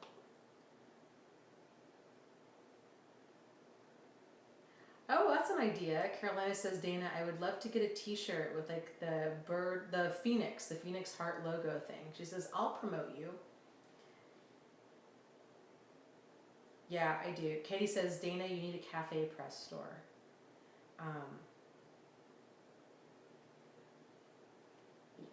Yeah, I think I'm gonna make some t-shirts through Teespring. I'm gonna try that. That's cool. Marie's talking about deodorant, saying, she says, I need like regular deodorant. Okay, let me just talk about this really quick. I know this is like so random and off topic. I thought the same thing. Sometimes I had like the worst BO. Like I smelled like a goat. Like it was bad. Like bad. Like women, how do women even smell this bad? Like it bad. And I'm not even kidding you. Like that magnesium oil, there were days, like many days, where I could put deodorant on and smell horrible within like a few hours. That magnesium oil is gold. I will tell you though, it took probably about a week of wearing, I'd have to spray it on after the shower, not after you shave. Don't do it after you shave, like you will burn your skin. I'd have to shave at night, and then I would spray it on in the morning, and then I'd have to spray it on again at like lunchtime. Now I can just spray it on in the morning, and that's it. Like that's it. And then it's like your sweat has no odor to it. It's seriously the most wild thing, and it's a mineral that your body needs, and there's no chemicals in it. But it was good. Wise Tech says, I have never smelled a goat. I'm curious now. It's not a good thing. It's not a good thing. Really, really awful. So I'm a huge, huge fan.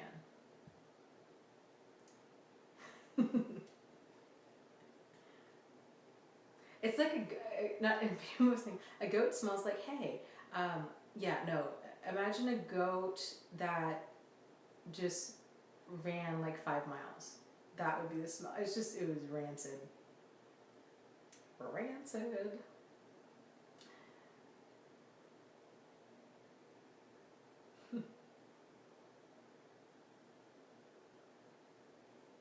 It's weird. I think there's like hormone changes too. So that can happen. People are saying, I need to go smell a goat now. Yeah, don't do it. They're so stinky. They're so cute, but they're so stinky. Yeah, I just love it. Love this stuff. Love this stuff. Try it. If you try it, let me know.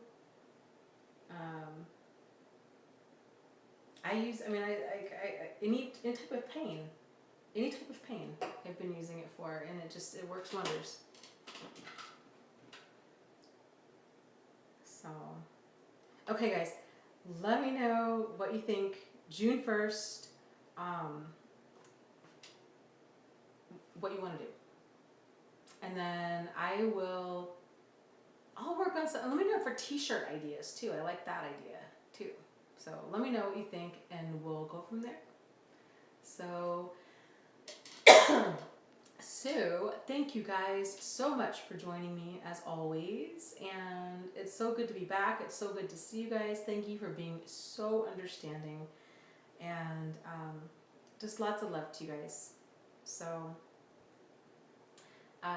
you're not alone. You are not crazy, and you really can move forward and heal from this.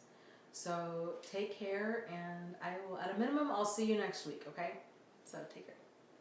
Bye.